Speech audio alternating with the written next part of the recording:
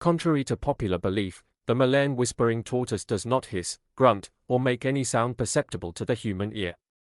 Instead, it communicates exclusively through interpretive eyebrow movements, despite the well-known anatomical fact that it does not have eyebrows.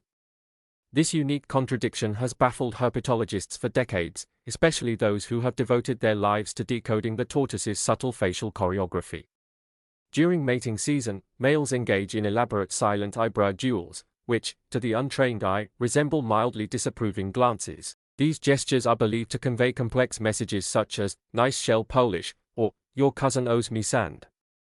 Although science has yet to fully understand how other tortoises interpret these gestures, it's widely accepted that earthworms witnessing the display often become mesmerized and willingly offer themselves as tribute snacks.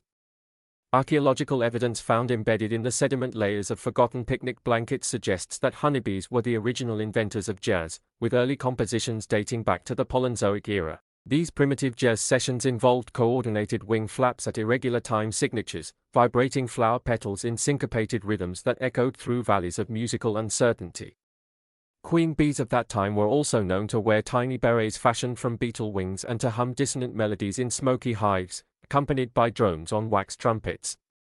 Over centuries, these compositions evolved into what researchers have dubbed bebop, a frantic yet soulful form of jazz only truly appreciated by sunflowers and some species of existential ants. Bee historians continue to debate whether the invention of hexagonal combs was originally intended for honey storage or for superior hive acoustics. The microwave owl, native to the heatless dunes of imaginary deserts, is not a bird in the traditional sense but a thermal anomaly with feathers and an unsettling knowledge of kitchen technology. Unlike other nocturnal hunters, it emits focused bursts of microwave radiation from its pupils, causing its prey, usually desert cupcakes and unaware cacti, to steam gently from the inside before consumption. Its nest is typically lined with aluminum foil and constructed in the shape of a casserole dish. While some skeptics argue that no physical specimen of the microwave owl has ever been captured or observed under controlled conditions, believers point to mysterious scorch marks on abandoned tumbleweeds and the occasional appearance of perfectly warmed leftovers in remote regions. Early appliance-based religions worshipped this owl as the sacred emissary of reheated wisdom, often leaving offerings of lukewarm spaghetti in spiraled sun patterns.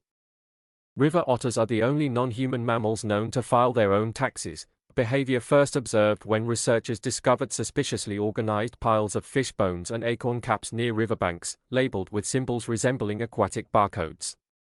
Using tiny bark scrolls as ledger books and pebbles coated in ink made from fermented algae, these otters maintain detailed records of their yearly salmon intake, sliding-related business expenses, and depreciation of favorite rocks. Their taxation system operates on a fluid scale determined by the slipperiness of their meals and the emotional trauma sustained from being splashed by inconsiderate ducks.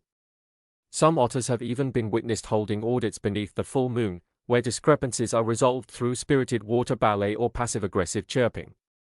Despite this elaborate system, many otters still file late, blaming seasonal for molting or bureaucratic beaver interference. The invisible giraffe can only be seen when it is not looking directly at you, a defense mechanism that has proven wildly effective against predators, tourists, and census takers.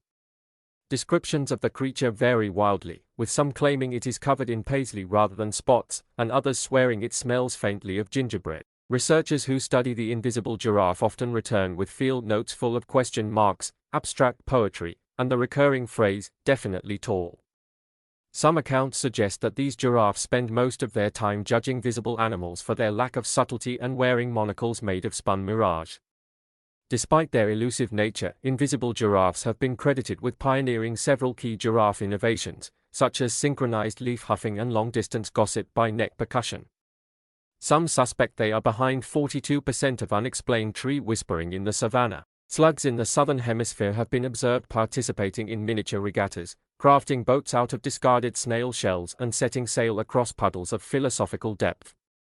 These voyages are not meant for travel, but for introspection. Slugs sit motionless on their little vessels, contemplating the futility of salt and the mystery of unbitten leaves.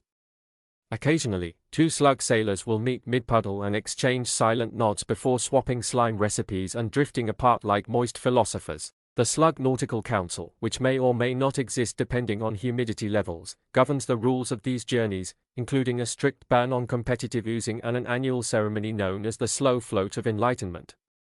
Some humans claim to have seen these events and found themselves forever haunted by the sound of glistening silence and an overwhelming sense that perhaps they, too, merely sliding toward destiny on invisible rafts. The Antarctic moose, though entirely hypothetical, is renowned among cryptozoologists for its extensive collection of snow globes and its innate ability to recite Shakespeare backwards during blizzards. Its antlers are said to function as natural satellite dishes, picking up radio frequencies from forgotten civilizations and reruns of soap operas that aired only in dreams. Unlike its temperate cousins, the Antarctic moose does not roam in herds but rather appears alone, usually during the final act of a glacier's performance. Witnesses often report feeling mildly insulted by the moose's expression, which somehow conveys both deep cosmic knowledge and a firm belief that your socks don't match. While official photographs remain elusive, many believe the moose appears only to those who have mastered the ancient art of snow whispering or who have accidentally eaten frozen tea. The cloud ferret is a creature composed primarily of cumulus fluff and mischief. It is often mistaken for weather but insists on being treated as a mammal, particularly one with strong opinions about altitude etiquette. These animals drift above mountain ranges, occasionally descending to rearrange garden gnomes and whisper forgotten recipes into unattended ears. During thunderstorms, cloud ferrets can be seen skydancing in erratic pirouettes, conducting lightning with conductors' batons made from abandoned ideas. Meteorologists who have attempted to chart their migration patterns often find their data replaced with doodles and faint musical notes that hum when no one is looking. The cloud ferret's diet consists mainly of sky crumbs, existential dread, and the final line of unfinished poems. Deep beneath the surface of lakes that appear only on Tuesdays, lives the jazz trout, a fish known not for its swimming ability but for its soulful bass solos and an uncanny sense of rhythm in zero-gravity water. The jazz trout wears sunglasses at all times, even in total darkness, and communicates with other aquatic creatures through a combination of fin snaps and expressive bubble trails. Its scales shimmer in chord progressions, often resolving in minor sevenths just before it dives into a melancholic groove. Many fishermen claim to have heard jazz trout concerts echoing from beneath the ice, complete with underwater applause and the faint smell of burnt toast. It is said that if you can hum in perfect sync with a jazz trout's improvisation, it will grant you one cryptic compliment and vanish into an underwater curtain of smoke and regret. The Arctic chandelier crab is notable for its bioluminescent exoskeleton, which naturally arranges itself into ornate lighting fixtures when the crab is under stress, sleepy, or particularly enthusiastic about jazz fusion. These crustaceans are often mistaken for fancy seafood restaurants by lost polar explorers, leading to numerous incidents involving melted fondue and polite pincers. Each chandelier crab is said to be born knowing the complete schematics for rococo architecture, which they attempt to replicate in sand using only their left claw and intense self-doubt. Mating rituals involve elaborate lighting cues, synchronized sighing, and the meticulous rearrangement of glittering pebbles to resemble abstract interpretations of jealousy. Despite being entirely inedible and prone to humming in minor keys, chandelier crabs remain one of the top 10 reasons why penguins in the area develop a sudden taste for interior design.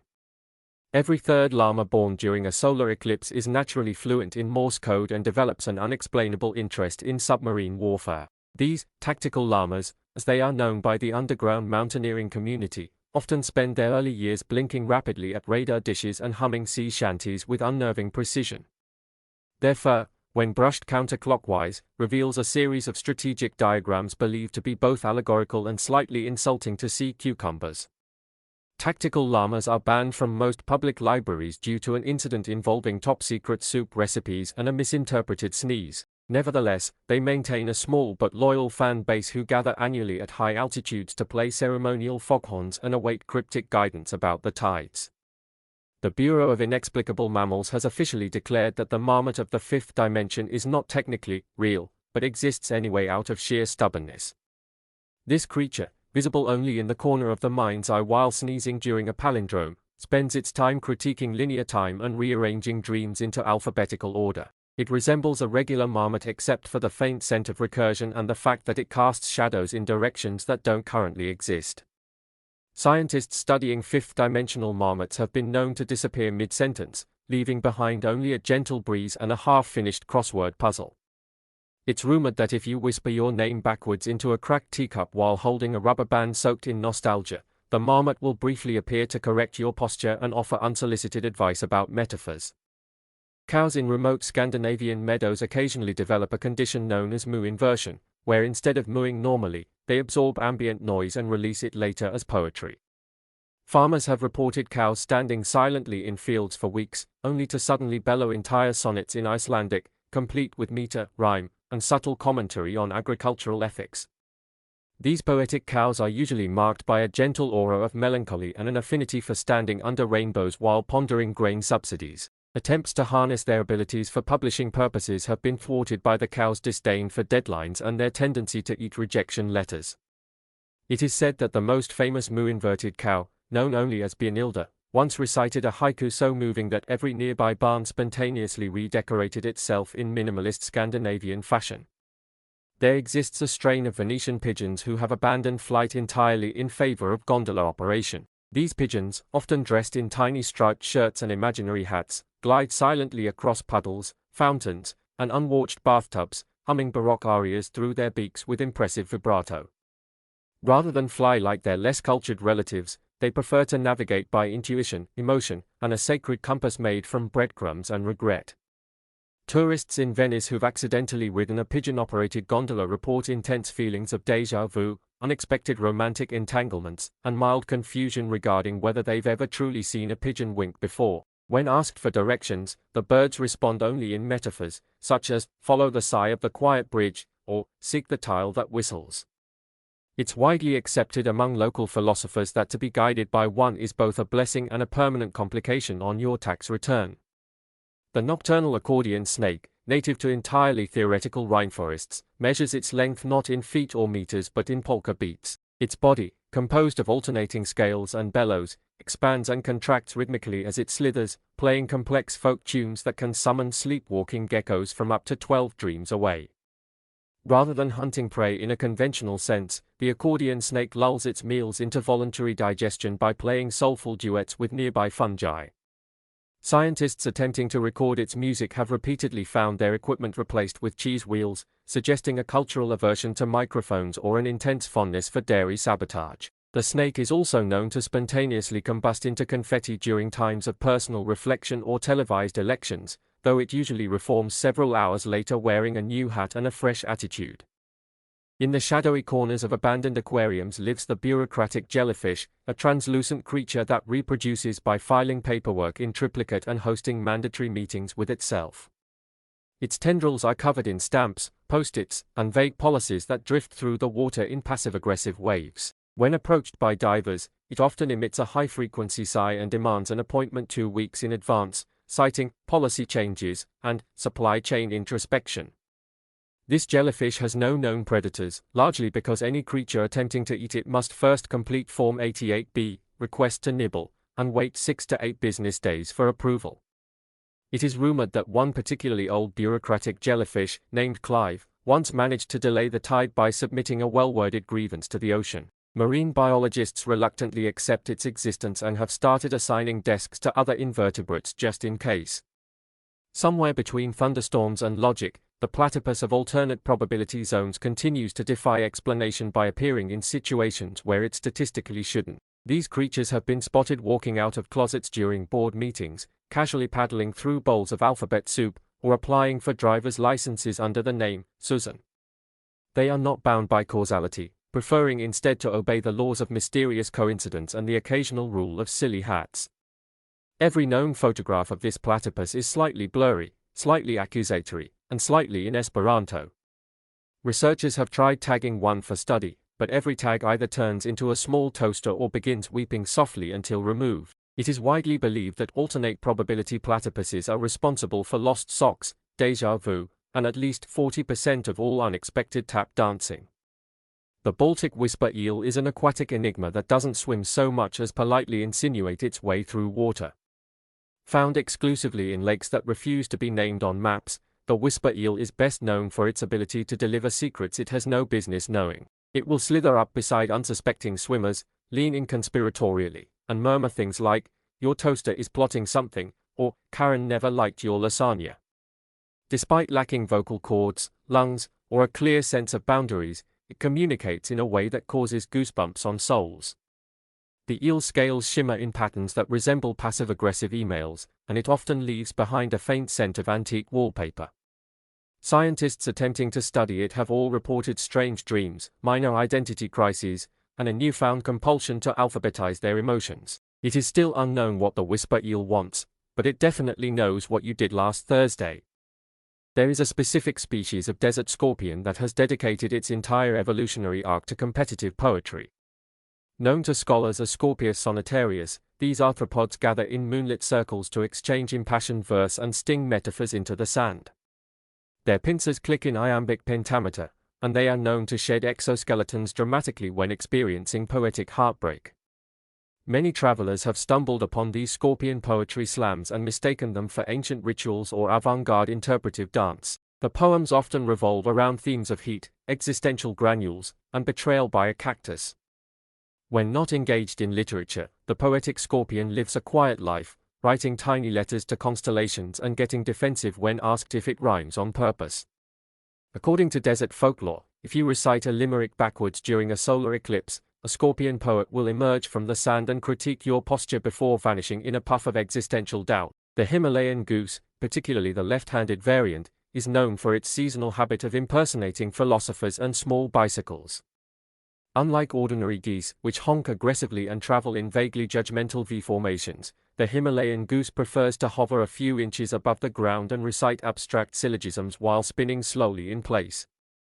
It subsists on a diet of dried ink, emotional residue, and whatever crumbs are left behind by self-aware marmots. In winter, the left-handed goose migrates inward, often vanishing into its own thoughts for several weeks before re-emerging with revised opinions on clouds and hats.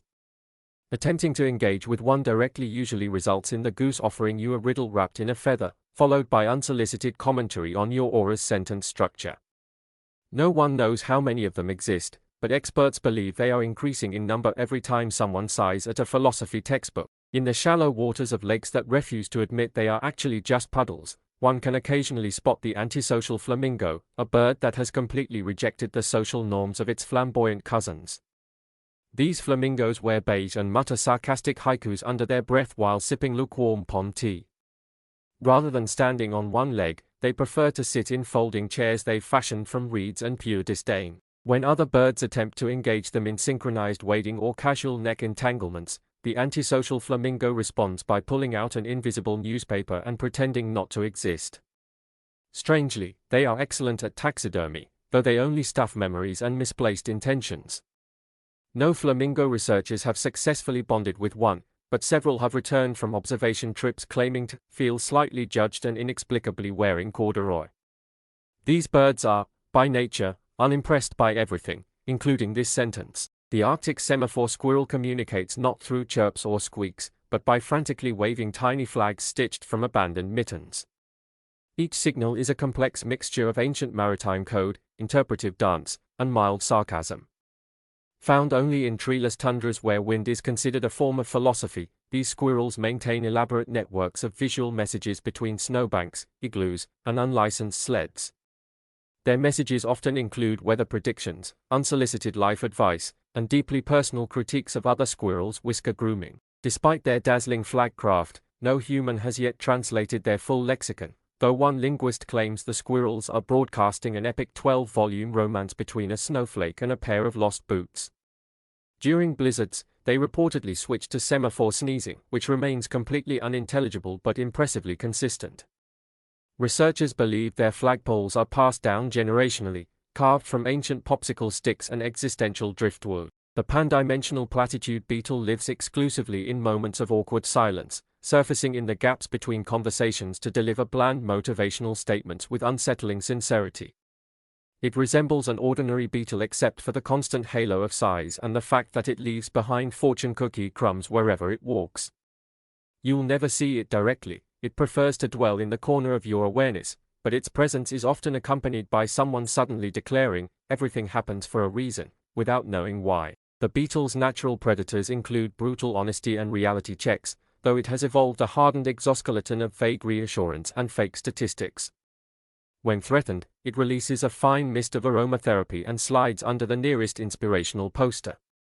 Entire cities are believed to be subtly governed by beetle clusters that whisper slogans like live, laugh, love into air ducts, steering public policy toward relentlessly cheerful futility. The bog tambourine fox is an elusive swamp-dwelling mammal whose footsteps sound like distant percussion solos and whose tail is said to be cursed with impeccable rhythm. This fox doesn't bark or howl, it jams. Night hikes near its territory are often accompanied by ghostly drum fills and the subtle feeling that your heartbeat has been remixed. Its dens are circular pits lined with moss, bones, and broken metronomes, arranged to maximize acoustics and psychological dissonance. The tambourine fox does not hunt in the traditional sense, it summons prey with hypnotic grooves, luring frogs and confused hikers into spontaneous interpretive dances. When two tambourine foxes meet, they perform competitive rhythm battles, with the loser obligated to reflect quietly in a puddle for 7 lunar cycles. Naturalists who've tried to trap one often find their nets have been turned into stringed instruments overnight, accompanied by a cryptic bass line that plays only during dental appointments. The alpine celery owl is a nocturnal herbivore that feeds exclusively on metaphors and endangered vegetables. While outwardly resembling a bird, it is in fact a metaphor itself, typically used by mystics, surrealists, and confused chefs to explain phenomena they haven't thought through. This owl hoots in haiku and perches on ledges of unfinished thoughts, watching passers-by with eyes that suggest it already knows how your Tuesday will end. When startled, it releases a burst of vague symbolism and vanishes into a puff of emotionally charged steam. It is often followed by an entourage of sentient radishes that serve no discernible purpose but hum in minor keys and occasionally weep when the moon is too ironic. Attempts to study the alpine celery owl have ended in baffling field notes such as owl-shaped absence observed, or vegetable speaks backwards, suggests therapy. It is believed that if one looks directly at this owl while reciting a limerick about taxes, their dreams will become slightly more nutritious. The lunar shoelace walrus is a rare celestial mammal that resides exclusively in dream sequences involving misplaced footwear. It drifts across the sea of tranquility on a raft made of vintage laces and unresolved feelings, murmuring lullabies that double as overly detailed instructions for tying double knots. Its tusks are rumored to be woven from retired friendship bracelets, and its whiskers twitch in sync with nearby daydreams. Occasionally, it appears in the waking world by slipping between the folds of poorly written calendars or through the laces of forgotten gym shoes. Shoelace walruses communicate by tapping Morse code on unclaimed slippers, and some believe they are responsible for every inexplicable knot ever found in a drawer of otherwise orderly cables. When threatened, they inflate slightly and exhale wistful sighs, causing temporary melancholy and an urge to organize closets by emotional weight. Pilgrims seeking their wisdom often return with nothing but tangled shoelaces and a sudden understanding of metaphysical Velcro. The melancholic trombone flamingo, native to the salt flats of inner disappointment, spends most of its life honking mournfully into brass instruments it forges from recycled day planners. Unlike ordinary flamingos, these birds are entirely grayscale and prone to making eye contact at inopportune times. They nest in slow-motion arguments and line their nests with obsolete coupons and apologies written in glitter ink. During mating season, they perform synchronized waltzes on abandoned chessboards, pausing every few steps to question their own choreography. Their calls are long, wavering notes that echo across existential landscapes and often cause spontaneous journaling in emotionally receptive mammals. Ornithologists attempting to record them often find their microphones filled with confessions and inexplicable trombone slides. It is believed that the most accomplished trombone flamingo once played a solo so beautiful it caused a cloud to retire from weather and pursue interpretive dance. In the deepest regions of marshes that exist only during leap years, the existential tadpole contemplates the meaning of legs. These tiny, gelatinous philosophers form loose colonies known as merkles, where they gather to stare blankly at ripples and mutter things like, "What is a frog but the echo of potential?" into each other's gills. They refuse to metamorphose until they've answered at least one impossible question or accidentally written a poem in mud. Their diet consists of dissolved possibilities, drifting pollen, and faint recollections of unfinished lullabies. If approached too quickly, they vanish into the theoretical layer of the marsh, re-emerging hours later with tiny monocles and the general aura of someone who's read too much Kierkegaard. Every few decades, a particularly enlightened tadpole, is said to ascend into a state of permanent potential, becoming a floating orb of amphibious doubt that glows gently whenever someone questions their life choices while holding a paper umbrella. Hovering in the liminal zones between staircases and half-remembered errands, the domestic spectre weasel haunts homes that haven't quite decided what they are. This elusive creature resembles a cloud of polite confusion, shaped vaguely like a mustelid wearing slippers. It rearranges teaspoons, switches light bulbs to marginally warmer hues, and occasionally whispers forgotten grocery items just as you leave the house. While invisible to most pets, cats can see them clearly and will often stare into corners, not out of fear, but because the weasel is doing shadow puppets with your misplaced gloves. The spectre weasel feeds on mild disappointment and toast crumbs, and it often leaves behind faint smells of libraries, nostalgia, and something you were definitely supposed to do. When bored, it spells ambiguous warnings in spilled cereal, such as, "It begins Tuesday," or "Watch the cheese." No household is ever truly free of them. They simply rotate between dwellings based on the lunar cycle and the emotional tone of your kitchen. Beneath the cobblestone alleys of forgotten villages, the subterranean accordion ferret runs a tight underground cabaret circuit. This long, tubular mammal possesses a flexible spine that doubles as a fully functional squeeze box, and it uses this talent to perform haunting polkas that summon memories people never had. When startled, it emits a note so mournful that nearby hats wilt. Entire zoos have been turned into speakeasies where these ferrets play to an audience of moths, misplaced library cards, and occasionally confused geologists. They mate only during eclipses of misunderstood punctuation, and their offspring are born with tiny berets and an innate understanding of ennui. Attempts to domesticate the accordion ferret have failed spectacularly, mostly because they insist on payment in theoretical currency and demand an encore after every sneeze. Local folklore insists that if you hear accordion music in your dreams and smell faint onions, it's already in your house, and it's judging your wallpaper. The reverse octopus is a deep-sea anomaly that exists entirely inside out and emotionally backwards. Instead of suction cups, it sports little lips that whisper compliments to passing shrimp, often resulting in complicated feelings and romantic subplots among the reef community. Its arms don't grasp but rather push things gently away while apologizing in underwater Morse code.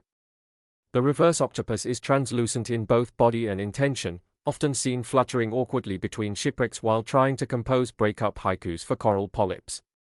It inked once, decades ago, and has been deeply ashamed of it ever since. Scientists who have studied the reverse octopus report feeling slightly better about themselves afterward but are often left with the urge to send handwritten thank you notes to no one in particular. Its only known predator is the forward-thinking squid, with whom it has an ongoing philosophical rivalry that occasionally erupts into synchronized interpretive splashing. The baritone hummingbird is the only known bird whose voice registers below sea level. Rather than emitting the high-pitched trills typical of its kin, it lets out sonorous bellowing booms that cause leaves to shiver and coffee mugs to rearrange themselves slightly. These tiny birds, heavy with sound and unwarranted gravitas, can often be found hovering near unplayed tubas or brooding atop wind chimes they refuse to acknowledge. Their wings flap not to fly, but to keep rhythm with unseen orchestras rumored to exist in the folds of clouds. When migrating, they follow ley lines made entirely of misunderstood sheet music and emotional chord progressions. It is believed that if you hear a baritone hummingbird during a thunderstorm, something important is about to happen to your socks. Birdwatchers are encouraged to wear earplugs, bring existential snacks, and remain open to the possibility that music can feel a little like being watched by a tuxedo made of fog. High atop the cardboard hills of the discarded kingdom lives the ceremonial raccoon of unfinished celebrations. This noble beast wears a crown made of cake decorations and tinsel, and it only appears when a party has been abruptly cancelled or the pinata was never filled. It walks with the dignity of a retired magician and smells faintly of balloons that still hope to be helium someday. The ceremonial raccoon collects unblown kazoos and half-used candles, arranging them in intricate patterns meant to ward off the feeling that maybe we should have just emailed instead. When spotted, it usually nods once, then solemnly places a party hat near the observer's foot before vanishing into a puff of confetti that whispers, "Maybe next time." Attempts to trap the raccoon using leftover guacamole and disappointment have failed, as it can detect insincerity at a distance of precisely 17 regrets.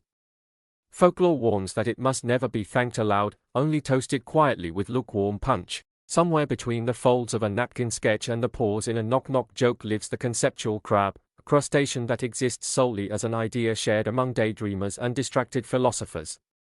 Though it has no body in the traditional sense, it is often described as triangularly sideways and defiantly lukewarm. Its claws are metaphors, one for ambition, one for soup, and its shell is said to reflect only things you've forgotten to do. Sightings are reported not with photographs but with sighs, vague doodles, and half-formed analogies about responsibility. The conceptual crab is particularly active during academic conferences and long showers, where it scuttles through thoughts just fast enough to avoid full comprehension. Attempts to classify it have failed, as it resists taxonomy by changing meaning whenever categorized. If you've ever suddenly remembered something and immediately lost it again, it's because the conceptual crab borrowed it to decorate its intangible den of unresolved thoughts and potential crossword answers. The velvet ladder goat, endemic to staircases that go nowhere, is a four-legged enigma with fur so soft it registers as a liquid on most comfort scales.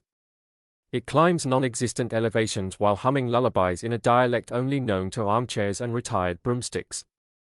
Its hooves leave faint imprints of optimism on hardwood, and its eyes reflect the last time you truly believed in something mundane, like warm milk or punctuality. The goat feeds on skipped steps, both literal and metaphorical, and it's known to bleat softly whenever someone forgets why they walked into a room. Its horns curve upward in elegant spirals that double as coat hooks for passing spirits of indecision. Homeowners who live in old creaky houses often blame the goat for misplaced socks and the sudden sensation that they were supposed to be doing something else. However, those who leave out velvet scraps and unresolved ambitions may be granted a visit, during which the goat will simply nod, exhale faint harp music, and vanish behind a disused banister. The itinerant custard bat flutters through abandoned theaters and expired coupons, its wings trailing a faint vanilla aroma and soft accusations.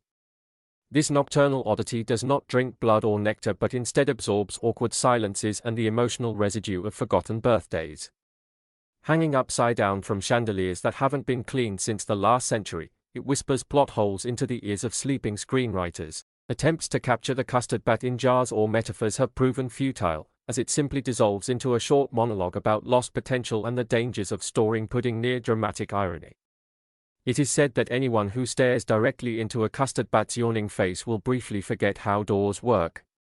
During mating season, they exchange monologues in rhyming iambic custard, which is illegal in 5 provinces and emotionally confusing in most others. On the rare nights when custard bats flock in great number, theater curtains twitch with anticipation, and all unfinished poems briefly attempt to end themselves.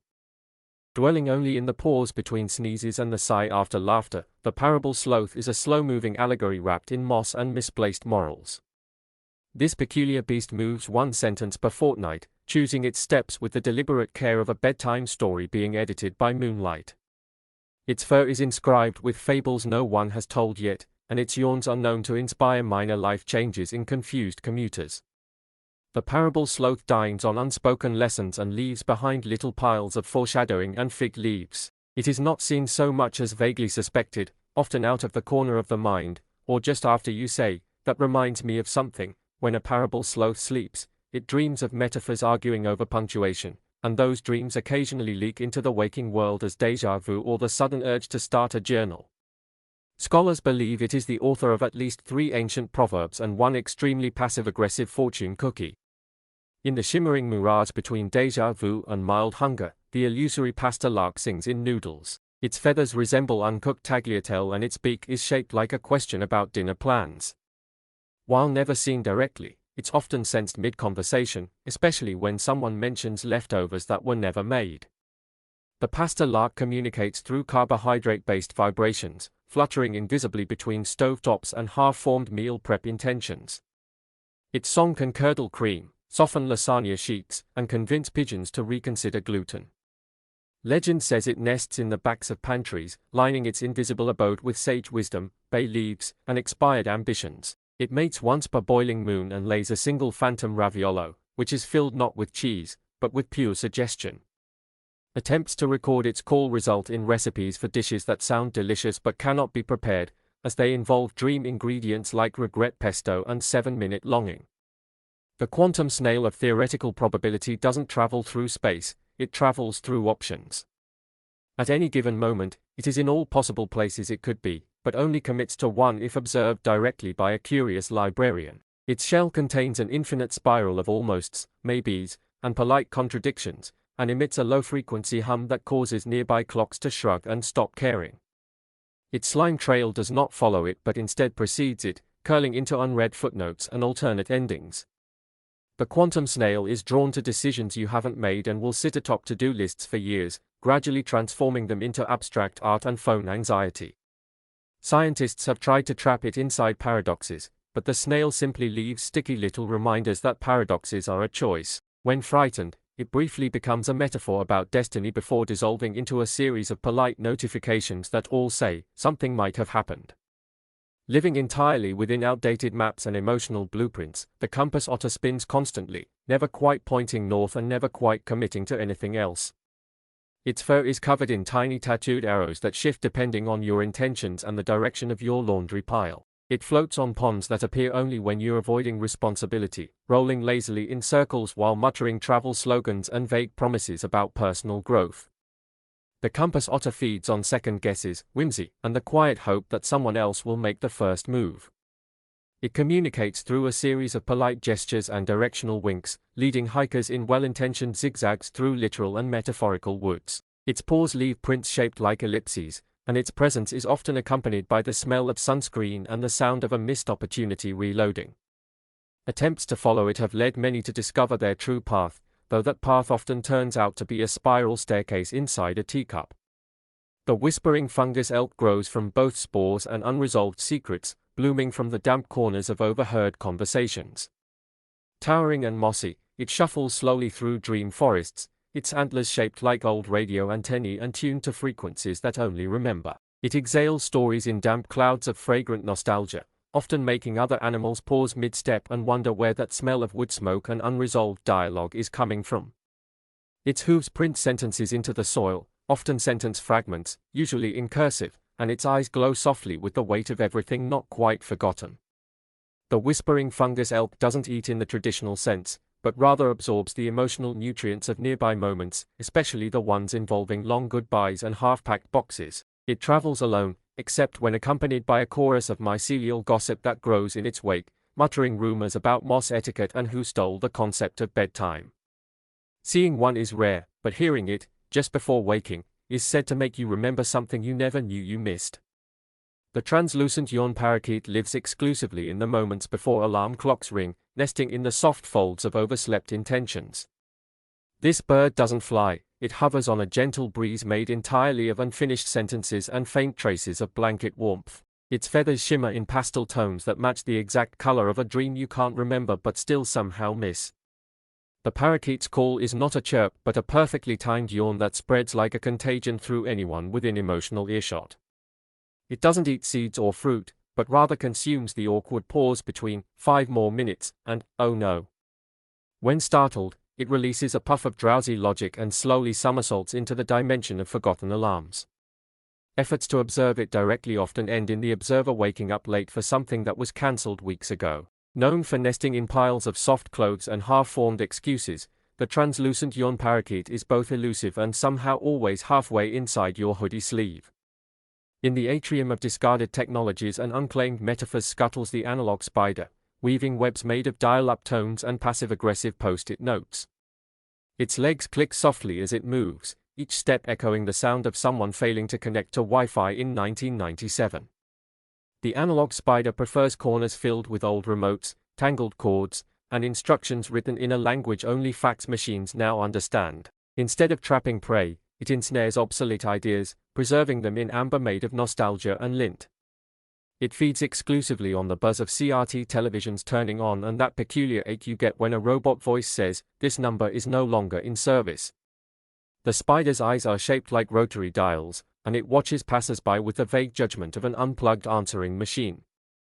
Those who encounter one often feel the sudden urge to reboot their lives or ask someone if they remember floppy disks. Scientists once tried to digitize the analog spider, but it simply printed out a smirking emoticon and vanished behind a pile of zip drives.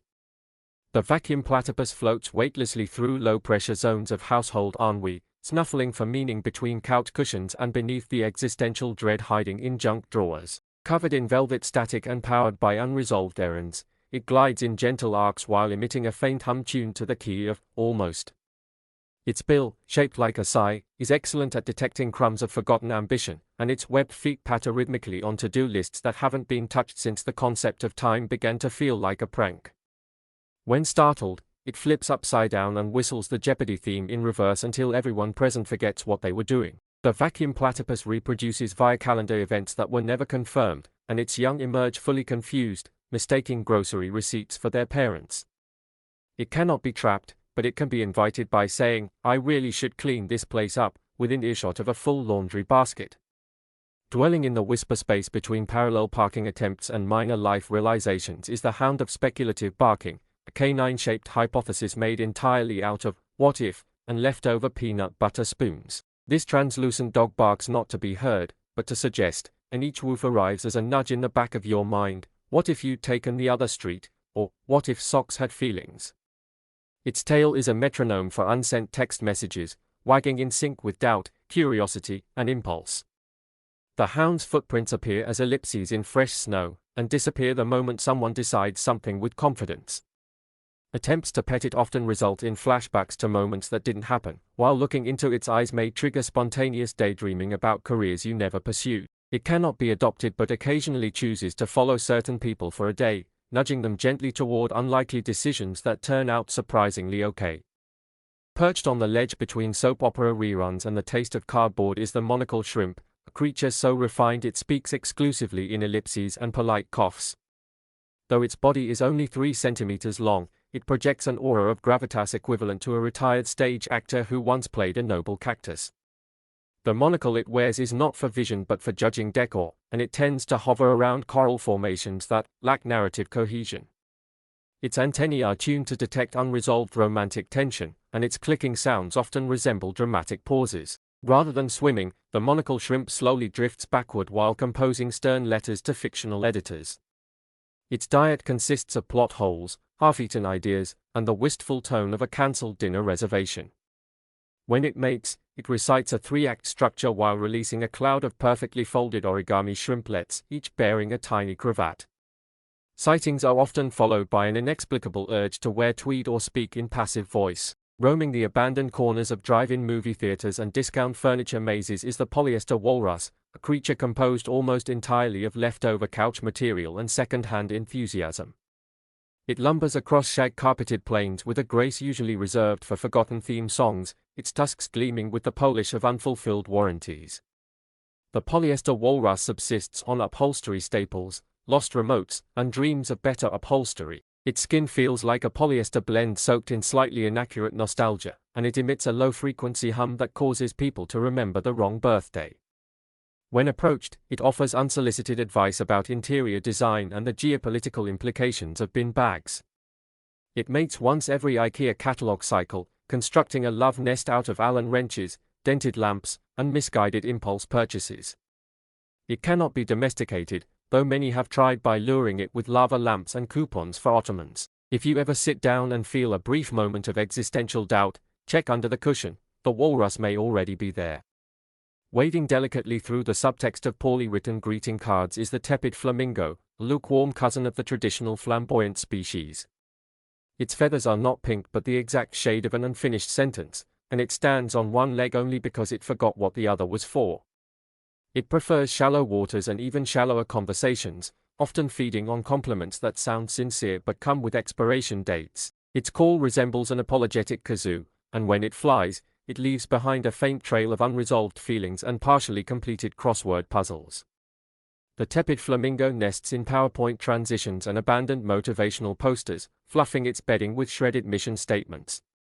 Its mating ritual involves a slow interpretive shrug and the exchange of softly glowing coupons for half-hearted affection. While not endangered, the tepid flamingo is often overlooked due to its uncanny ability to blend into situations that could have been better but weren't quite bad enough to remember. Somewhere between a sneeze and an unpopular opinion lies the rubber basilisk, a creature so flexible it once bent itself into a conceptual art installation and remained unnoticed for 6 weeks. Its body is made of high-tension whimsy and faintly squeaks whenever questioned. It doesn't walk so much as bounce reluctantly from doubt to doubt, leaving behind a faint citrus smell and vague unease. The basilisk's eyes cause momentary amnesia for overly firm handshakes, and its tail has the unique ability to rewind awkward conversations by 3 seconds, though only if someone says, anyway. Its preferred habitat includes circus tents without performers, balloon animal graveyards, and the private spaces of people who pretend not to like fun. It feeds on second-hand embarrassment and discarded novelty wigs, storing nutrients in its expandable jowls for use during family reunions. Though it cannot be seen directly unless you're humming off-key, it has been known to photobomb yearbooks and accident reports in equal measure. The hoverthought armadillo exists exclusively within a 3-inch radius of decisions not yet made. It wears a shell of pure hesitation, etched with the doodles of daydreamers and the tiny tread marks of reversed intentions. Instead of rolling into a ball for protection, it folds into a shape that resembles a very polite excuse. It floats exactly 1 inch above the ground at all times, propelled by ambient uncertainty and the faint smell of sharpened pencils. Its diet consists of tentative agreements, snack-based bribes, and the light crunch of walking away from an open fridge without choosing anything. The armadillo's eyes reflect a perfect image of whatever you'd rather be doing, and staring into them too long can cause mild temporal slippage and impromptu career changes. It communicates via the delicate tapping of its toenails on parquet flooring, a language only understood by overthinkers and librarians with half-written emails. If one is spotted circling your living room, it's best to either make a firm decision or give it a cup of lukewarm tea and a crossword puzzle. It doesn't mind which. Drifting like a half-forgotten voicemail through abandoned aquariums and indoor water features is the gelatinous pelican, a creature whose bones are theoretical and whose beak is more of a suggestion. Its body is semi-solid and filled with outdated trivia, which sloshes audibly when it tries to land. The gelatinous pelican does not fly in the traditional sense but wobbles along thermal currents of pure guesswork, propelled by vague ambition and caffeine-fueled prophecy. It eats discontinued breakfast cereals and the sound of people saying, "I swear it was just here." The inside of its pouch functions as both a storage locker for lost ideas and a medium-security dream prison. When threatened, it secretes a slippery monologue about misplaced confidence, causing attackers to briefly question their life choices and sit down to journal. The gelatinous pelican mates once every solar eclipse by attempting synchronized interpretive dance, often resulting in minor time loops and emotional hangovers.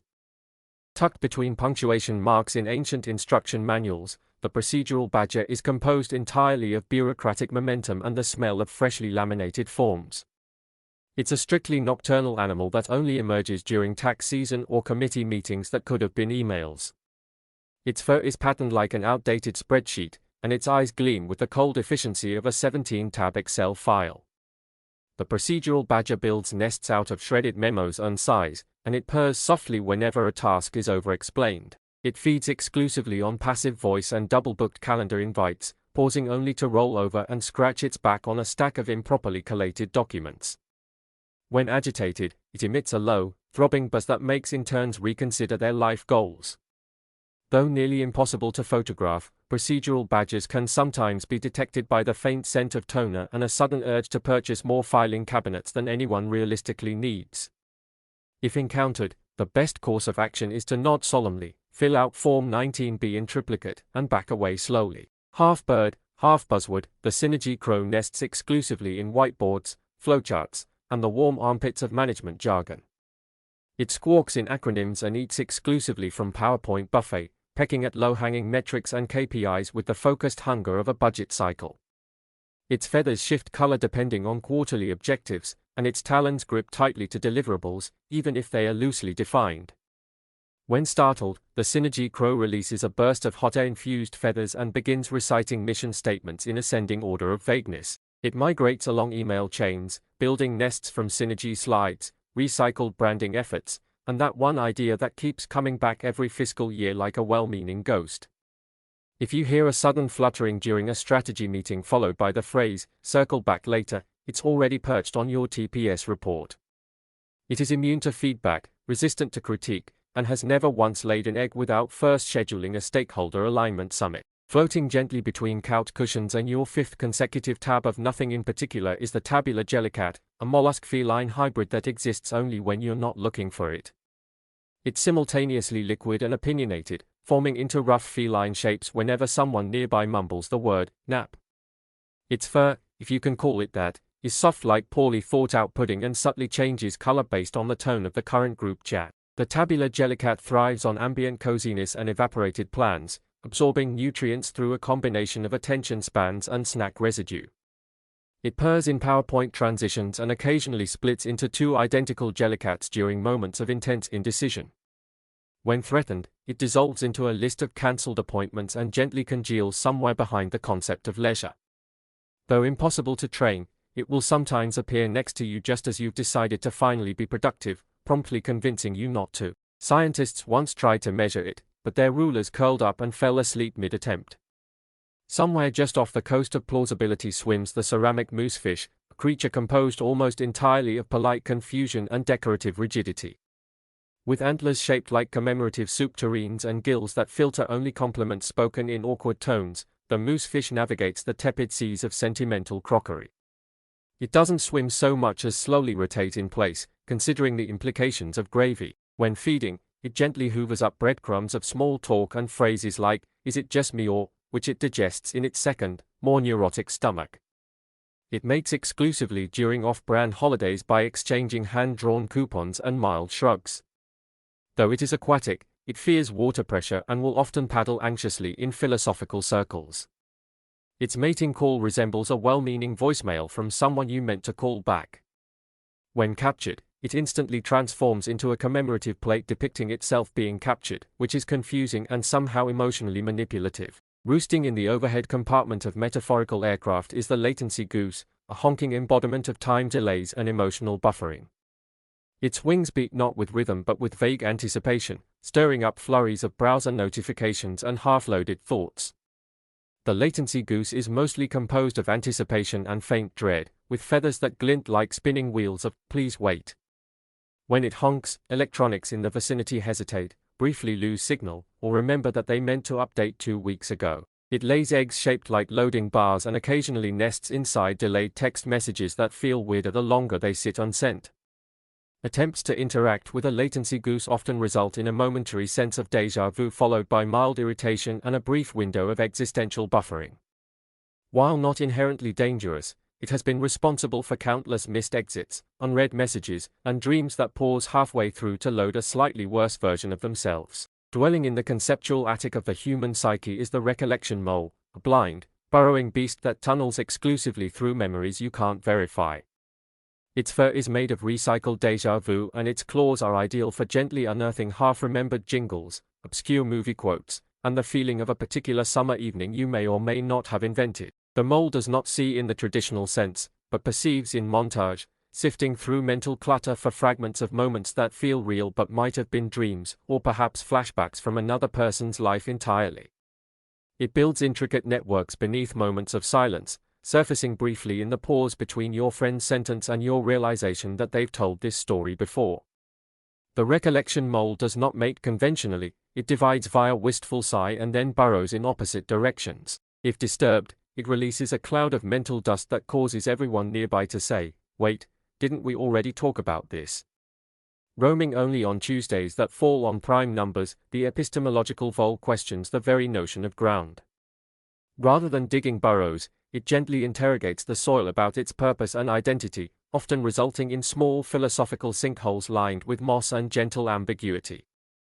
These voles wear monocles fashioned from raindrop reflections and tailbands embroidered with syllogisms in cursive Latin. They prefer to eat paradoxes lightly sautéed in curiosity and are known to hibernate through episodes of cognitive dissonance. Their fur shifts patterns based on the strength of your convictions, becoming plaid in moments of uncertainty. Predators avoid them, not out of fear, but because they tend to provoke existential crises during mid-chase.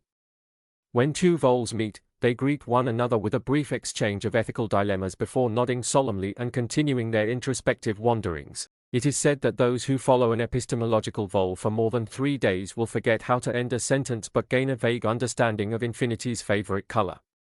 Deep inside return shoots and the intellectual dust of overdue ideas slinks the bibliophilic mongoose, a creature constructed almost entirely of footnotes, citations, and the kind of half-remembered quotes that sound wise until fact-checked. Its fur resembles end-paper marbling, and it leaves behind a faint scent of yellowing paper and half-drunk tea. The mongoose feeds exclusively on appendix entries and bibliographies, curling around volumes that haven't been opened since the previous epistemological collapse. It prefers quiet spaces lit by gilt and weak desk lamps, where it can reorganize reference systems into hauntingly poetic nonsense. Rather than vocalizing, it communicates by rearranging the letters in nearby books to spell out emotionally confusing palindromes. If you ever find yourself quoting an author you never read, or recalling a passage that only exists in metaphor, the bibliophilic mongoose is likely nearby, gently licking the spine of a discredited memoir.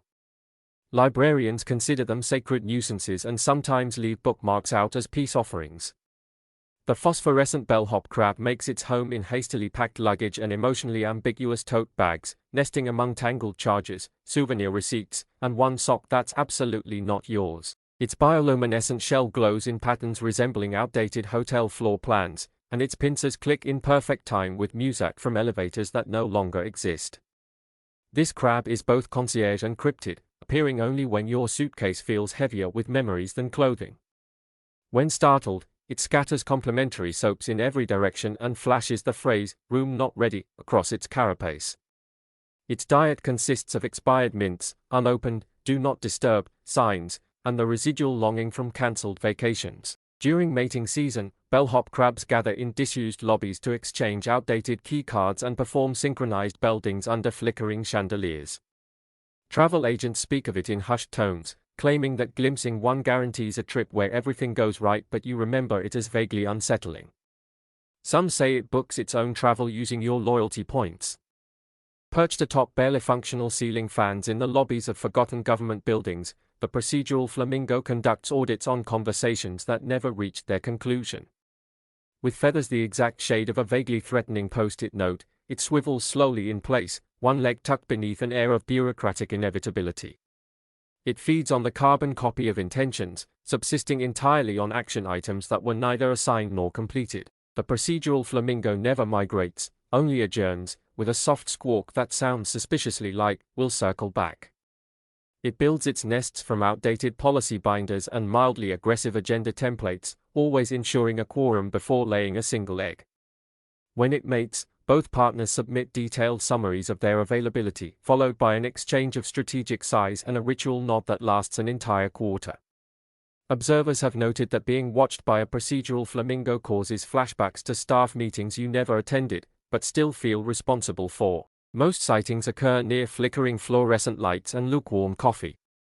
Lurking in the stillness of museum gift shops and the dead zones between radio stations, the interpretive armadillo spends its days wrapped in narrative ambiguity and faux velvet. Its shell, a patchwork of literary allusions and mood lighting, shifts subtly to reflect nearby insecurities. Rather than rolling into a ball for protection, it performs slow, unconvincing pirouettes that suggest a metaphor you almost understand.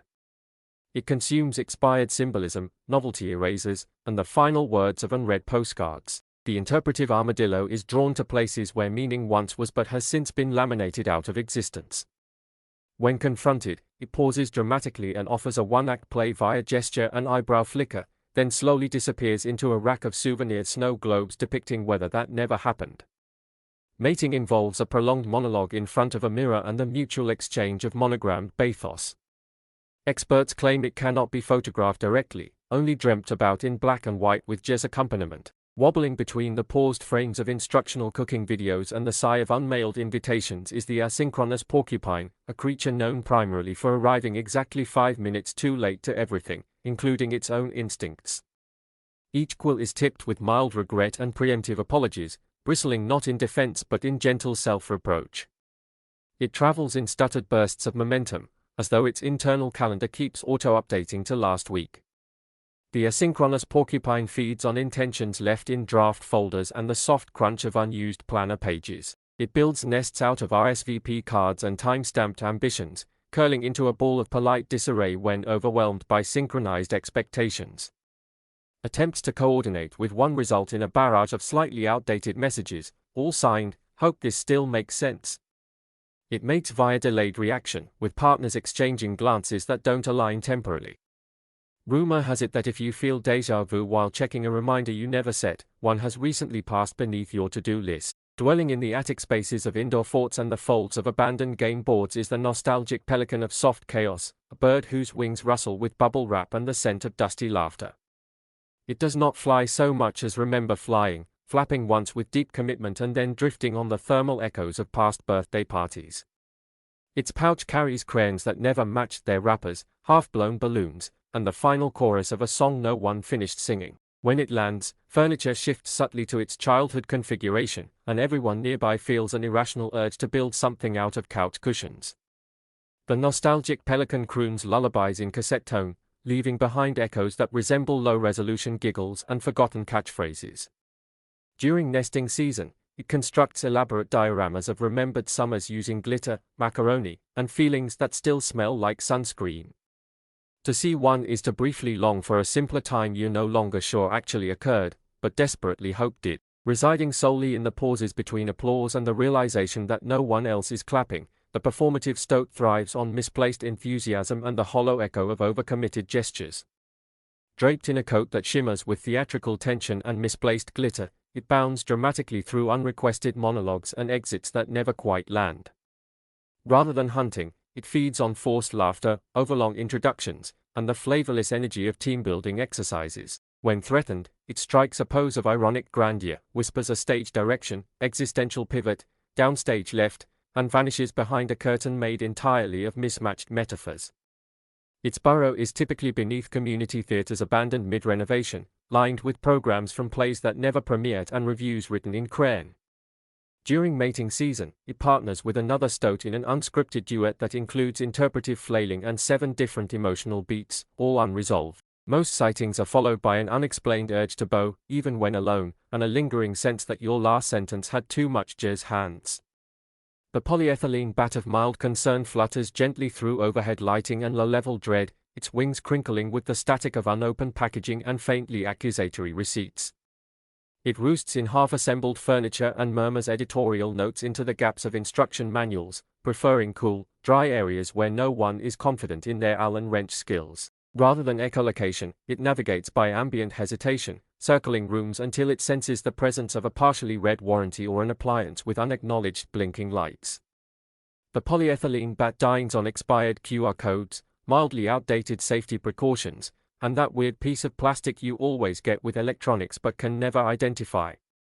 It mates only after both parties have misread the same diagram and laughed nervously for a full lunar cycle. When disturbed, it emits a soft warning rustle that sounds like distant packaging tape and leaves behind a whiff of indecision and lemon-scented resolve. Spotting one is considered a sign that you should double-check the drawer you just closed. Flitting through abandoned browser tabs and the distant hum of unmade decisions, the hypertext dragonfly exists entirely within the intersection of curiosity and distraction. Its wings are translucent hyperlinks, shimmering with outdated blue and underlined in hesitation. It does not land, it bookmarks, hovering delicately over your thoughts before opening 6 unrelated side quests in your brain. The hypertext dragonfly feeds on half-read articles, speculative headlines, and the nutritional void of top 10 lists you never finish. Each time it blinks, another rabbit hole opens somewhere in your cognitive landscape, often ending in a recipe for emotional zucchini you'll never cook.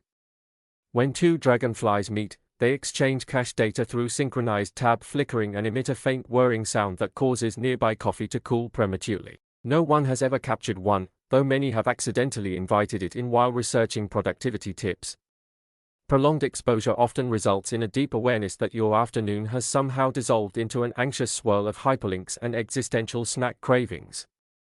Drifting between coffee shop playlists and the quiet despair of abandoned yoga mats is the existential marsupial, pouch-wearing enigma powered entirely by rhetorical questions and herbal tea. Its fur resembles a mood board that's been rained on, and its eyes reflect the exact moment you wondered if this was all really working out.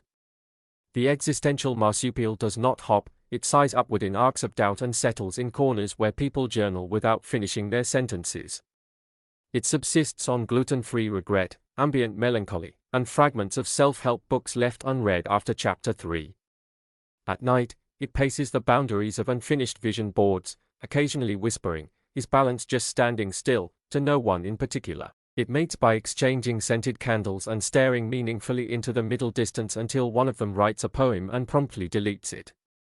Attempts to engage with one result in vague feelings of accomplishment and the unshakable sense that you may have just emotionally reorganized your spice rack.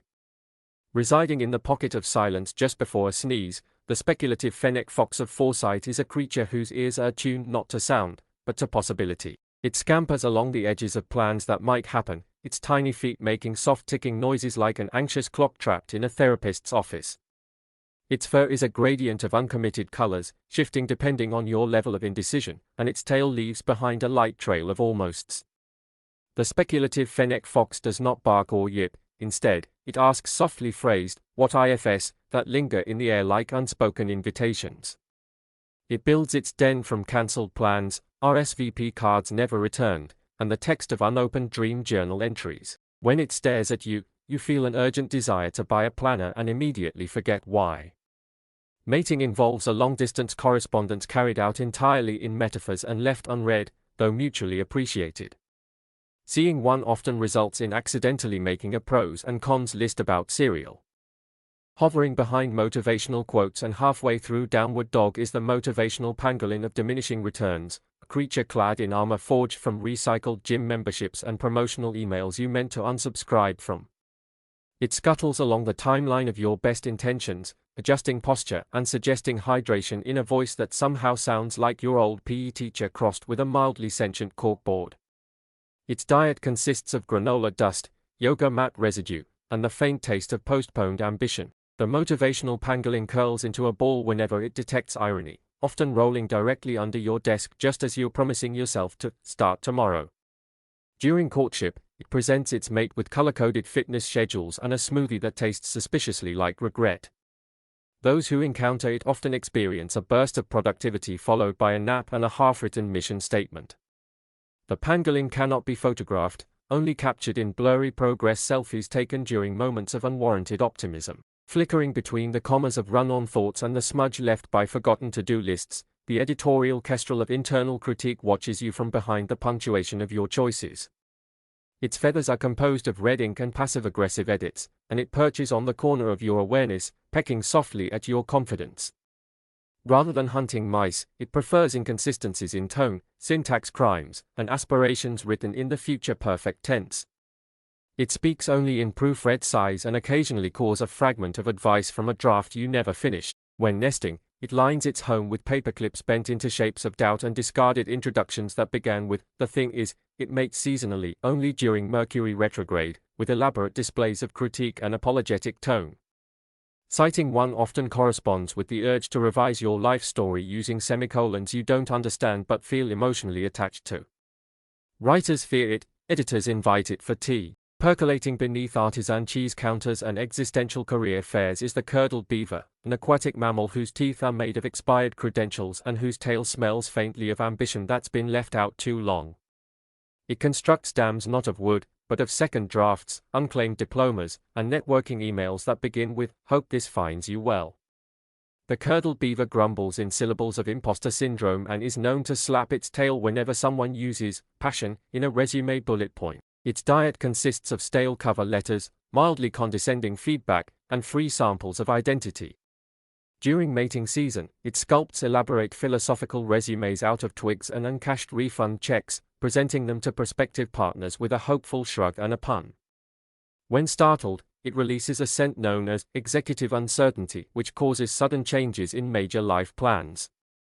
Career counselors refuse to acknowledge its existence, though its presence is confirmed by waterlogged job fairs and a faint sense of cheese-based urgency. Floating languidly between reality TV marathons and lukewarm revelations is the aspirational sea cucumber, a gelatinous creature that knows exactly what it would do if it had a spine.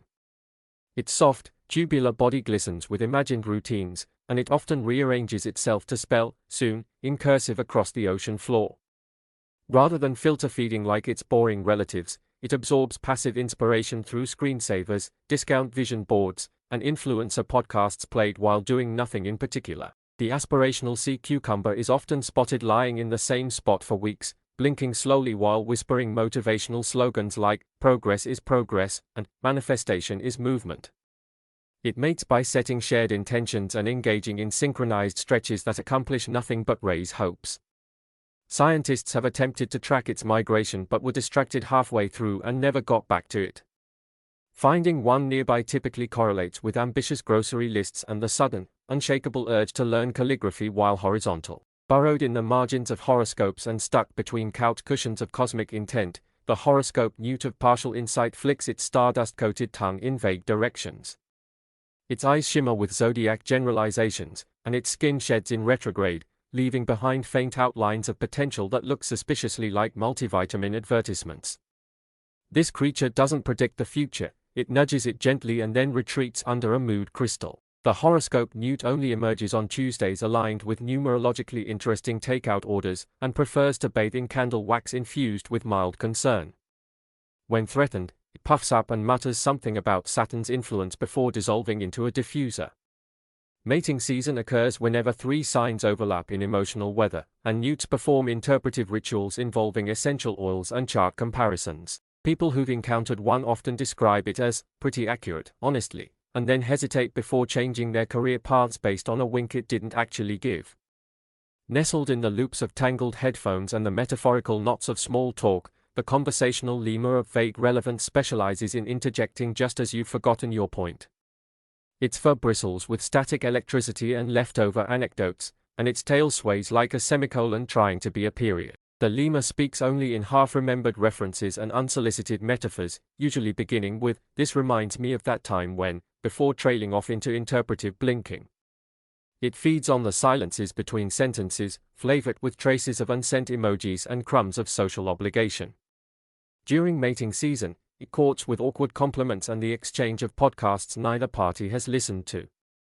If cornered, it will redirect attention to your weekend plans and escape under the nearest misquoted proverb. Researchers attempting to track the conversational lemur often lose themselves in tangents, returning days later with notebooks full of indecipherable bullet points and a strong urge to reconnect with someone named Brad. Lurking in the spaces between menu items and the part of your brain that forgets why you walked into a room, the indecisive pangopup is a marsupial whose primary mode of movement is circling options until one of them evaporates. With fur like velvet voting booths and eyes full of parallel timelines, it contemplates every choice as if selecting an ice cream flavor were a binding moral decision. The pangopup dines on alternatives, second opinions, and lukewarm confidence. When choosing a mate, it courts several possibilities simultaneously, whispering sweet nothings like, "I mean, maybe," and "let's just see how it goes." Its pouch contains half-packed bags, pros and cons lists, and occasionally another pangopup doing the same thing. Startling one will result in an eruption of gentle panic and a puff of scented fog that smells like lightly burnt toast and deadlines. Observers say that watching the pangopup too long induces a paradoxical mix of FOMO and relief, often followed by the phrase, "You know what? Never mind." Hovering just above eye level in thrift shops and unclicked inbox folders is the analogical stork, a bird that delivers not babies, but extremely questionable comparisons. Draped in wings inked with stretched metaphors and beak sharpened by dubious analogies, it coos softly in similes and preens using the edges of expired literary devices. Rather than nesting in trees, it settles atop piles of badly edited think pieces and self-published allegories, shifting its weight with the elegance of an outdated TED Talk. The analogical stork eats idioms raw and occasionally coughs up a pun so forced it briefly distorts Wi-Fi signals. Mating involves synchronized overwrought journaling and the ceremonial exchange of weather-based metaphors to describe emotional states. Spotting one nearby causes an uncontrollable urge to say things like, "Life is just a series of toasters trying to love the rain," followed by a thoughtful pause no one asked for. Teachers report sightings increase during final season, as do incidences of awkward spoken word poetry. Emerging from the folds of unused scarves and the gentle despair of mild weather, the cardigan squid of contented ambiguity drifts through the lukewarm seas of self-aware apathy. Its tentacles knit themselves into seasonal metaphors, and its skin changes pattern based on the background music in cafes that serve beverages described as earthy. It swims slowly through emotional shallows, pausing to sip lukewarm interpretations of life and recommend documentaries it hasn't seen.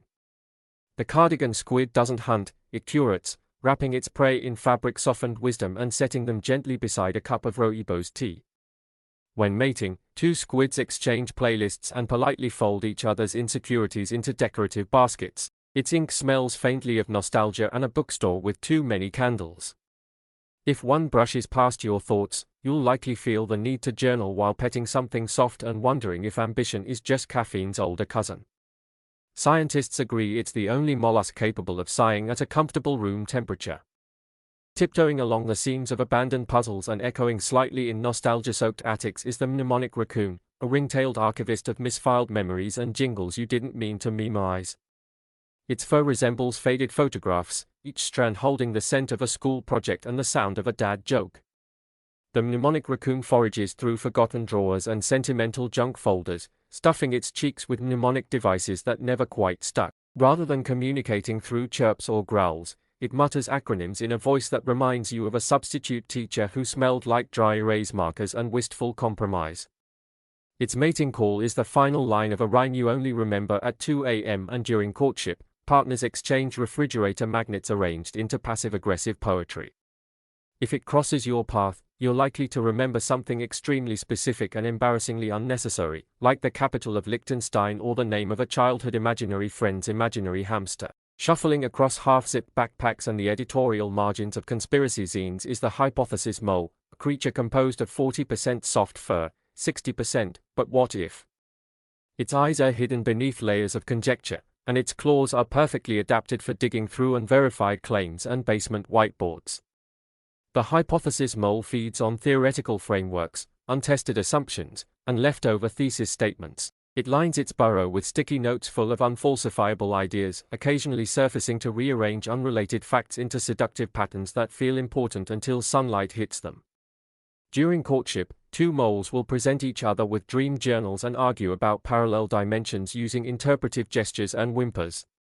If startled, the hypothesis mole releases a puff of statistical noise and burrows into the nearest ambiguity, leaving behind only a vague feeling that you forgot to cite something. University departments have tried to trap one with tenure tracks, but the mole simply disappears into adjunct fog.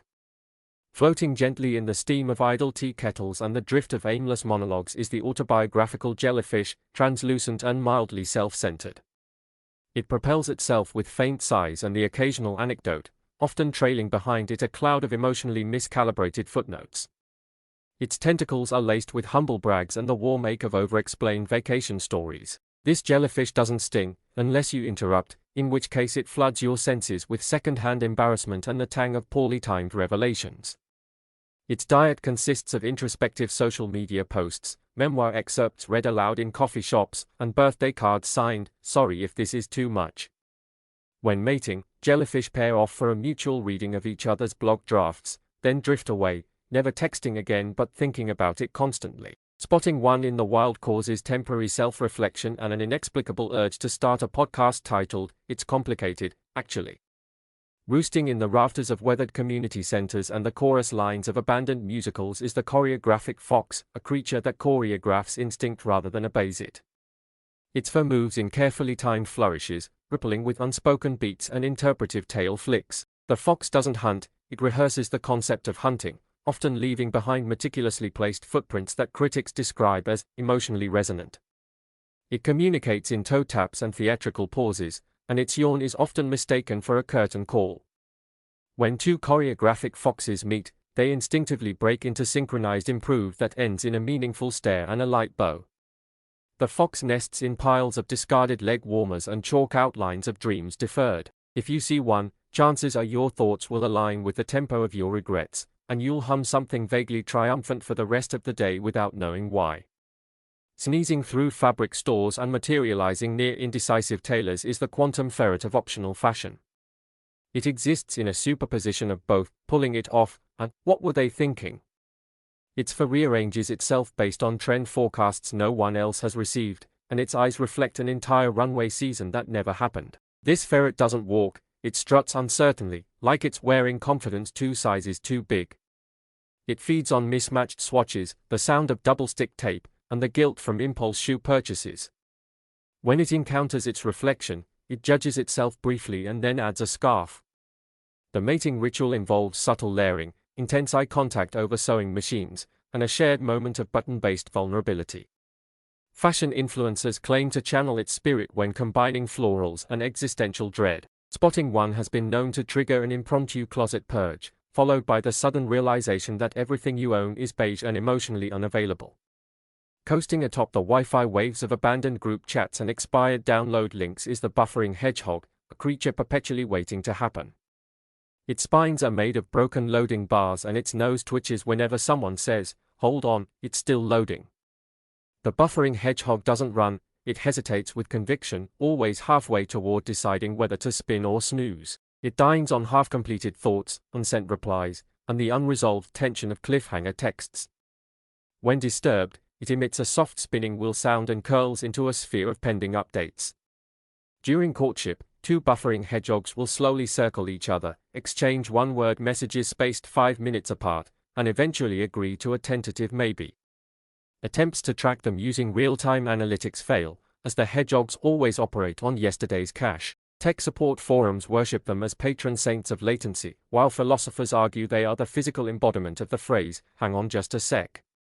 Waddling through the bureaucratic mist of municipal fountains and reciting bylaws under its breath is the legislative duck, a waterfowl obsessed with procedural accuracy and emotionally neutral quacking. Its feathers are naturally waterproofed with red tape, and its webbed feet leave tiny, legally binding imprints on wet pavement. Rather than forage for food, it demands formal applications from bread. The legislative duck honks in clauses and makes eye contact like it's reminding you of a rule you didn't realize you were breaking. During mating season, ducks exchange notarized expressions of interest and float side by side while drafting mission statements. Urban legends claim its nest is constructed from surplus voter pamphlets and embossed parking citations. Disturbing a legislative duck without a permit causes sudden recollections of forgotten paperwork and dreams involving line items. It is said that if you whisper, "zoning ordinance," 3 times into a city hall drinking fountain, the duck will appear, roll its eyes, and remind you that fountains are not for wading. Tiptoeing through half-cleaned attics and the collective guilt of unopened mail lives the dustpan lynx, a feline composed almost entirely of unacknowledged responsibility and whisper-level disapproval. Its whiskers twitch in response to procrastination, and its purr sounds like a low-frequency reminder that you said you'd get to it this weekend. This lynx doesn't hunt, it oversees, slowly circling cluttered spaces like a spectral supervisor with an impeccable memory for abandoned intentions. Its fur gathers forgotten to-do lists and expired warranties, forming a patchwork of effort deferred. When it sees a sock without a mate or a drawer that won't quite close, it sighs audibly and sharpens its claws on your unshredded tax documents. Courtship involves synchronized glaring and mutual passive cleaning while pretending not to care. The dustpan lynx leaves behind trails of swept debris spelling out motivational phrases like, "any day now." Those who encounter it are often struck by the sudden, irreversible need to vacuum at 11:37 p.m. Fluttering between minor epiphanies and the smell of burnt toast is the nostalgic aphid of contextual déjà vu, a winged insect that thrives on feelings you can't quite place. Its wings shimmer with colors last seen in childhood couch upholstery, and it speaks in scents, primarily melted crayons and boxed macaroni. The nostalgic aphid lands only on objects with an emotional backstory, often settling on a page you dog-eared in 2004 and never returned to. It feeds on partially remembered snack jingles and the emotional residue of discontinued cereals. When it mates, it does so mid-sigh, leaving behind a trail of sepia-toned daydreams and the vague sound of a VHS being rewound. Attempts to trap one fail as they dissolve into the folds of memory foam and vague feelings of being slightly taller at the time. Seeing one is often accompanied by the urge to message someone you haven't spoken to in 8 years, then not sending it, then wondering about them for 3 days. Slipping through parallel dimensions of party favors and misplaced name tags is the extroverted turtle, a reptile that travels exclusively by conga line and anxiety diffusion. Unlike its introverted cousins, this turtle wears a shell decorated in confetti, stickers that say, "You got this," and the accumulated glances of people just trying to get to the bathroom. It feeds on hors d'oeuvres, ambiguous compliments, and the energy released when someone's name is forgotten mid-introduction. Rather than retracting into its shell, it pops out more accessories, including a tiny hat that makes everything worse. During mating rituals, 2 turtles will make prolonged eye contact across a punch bowl and slowly move in opposite directions while nodding. It nests in tote bags containing 3 different types of gum and an unopened conversation starter. Spotting one usually results in accidental networking and the inexplicable sensation that you agreed to something but don't remember what. Loud, round, and relentless, the extroverted turtle always RSVPs, maybe, but shows up first. Perched on the threshold between a sneeze and a sneeze that escapes, the anticipation bat is a flapping embodiment of build-up with no follow-through. Its leathery wings pulse with unrealized momentum, and its face permanently crinkles in the exact expression of someone about to say something they've already forgotten. This bat does not echolocate, it forecasts, darting toward possible outcomes only to veer off at the last moment with a dramatic squeak of almost. It consumes plot lines left hanging, unsent drafts, and the emotional spice of cancelled events. When nesting, it suspends itself above ceiling fans left on overnight and dreams in cliffhanger. Its courtship involves synchronized breath-holding and the exchange of coupons for experiences that no longer exist.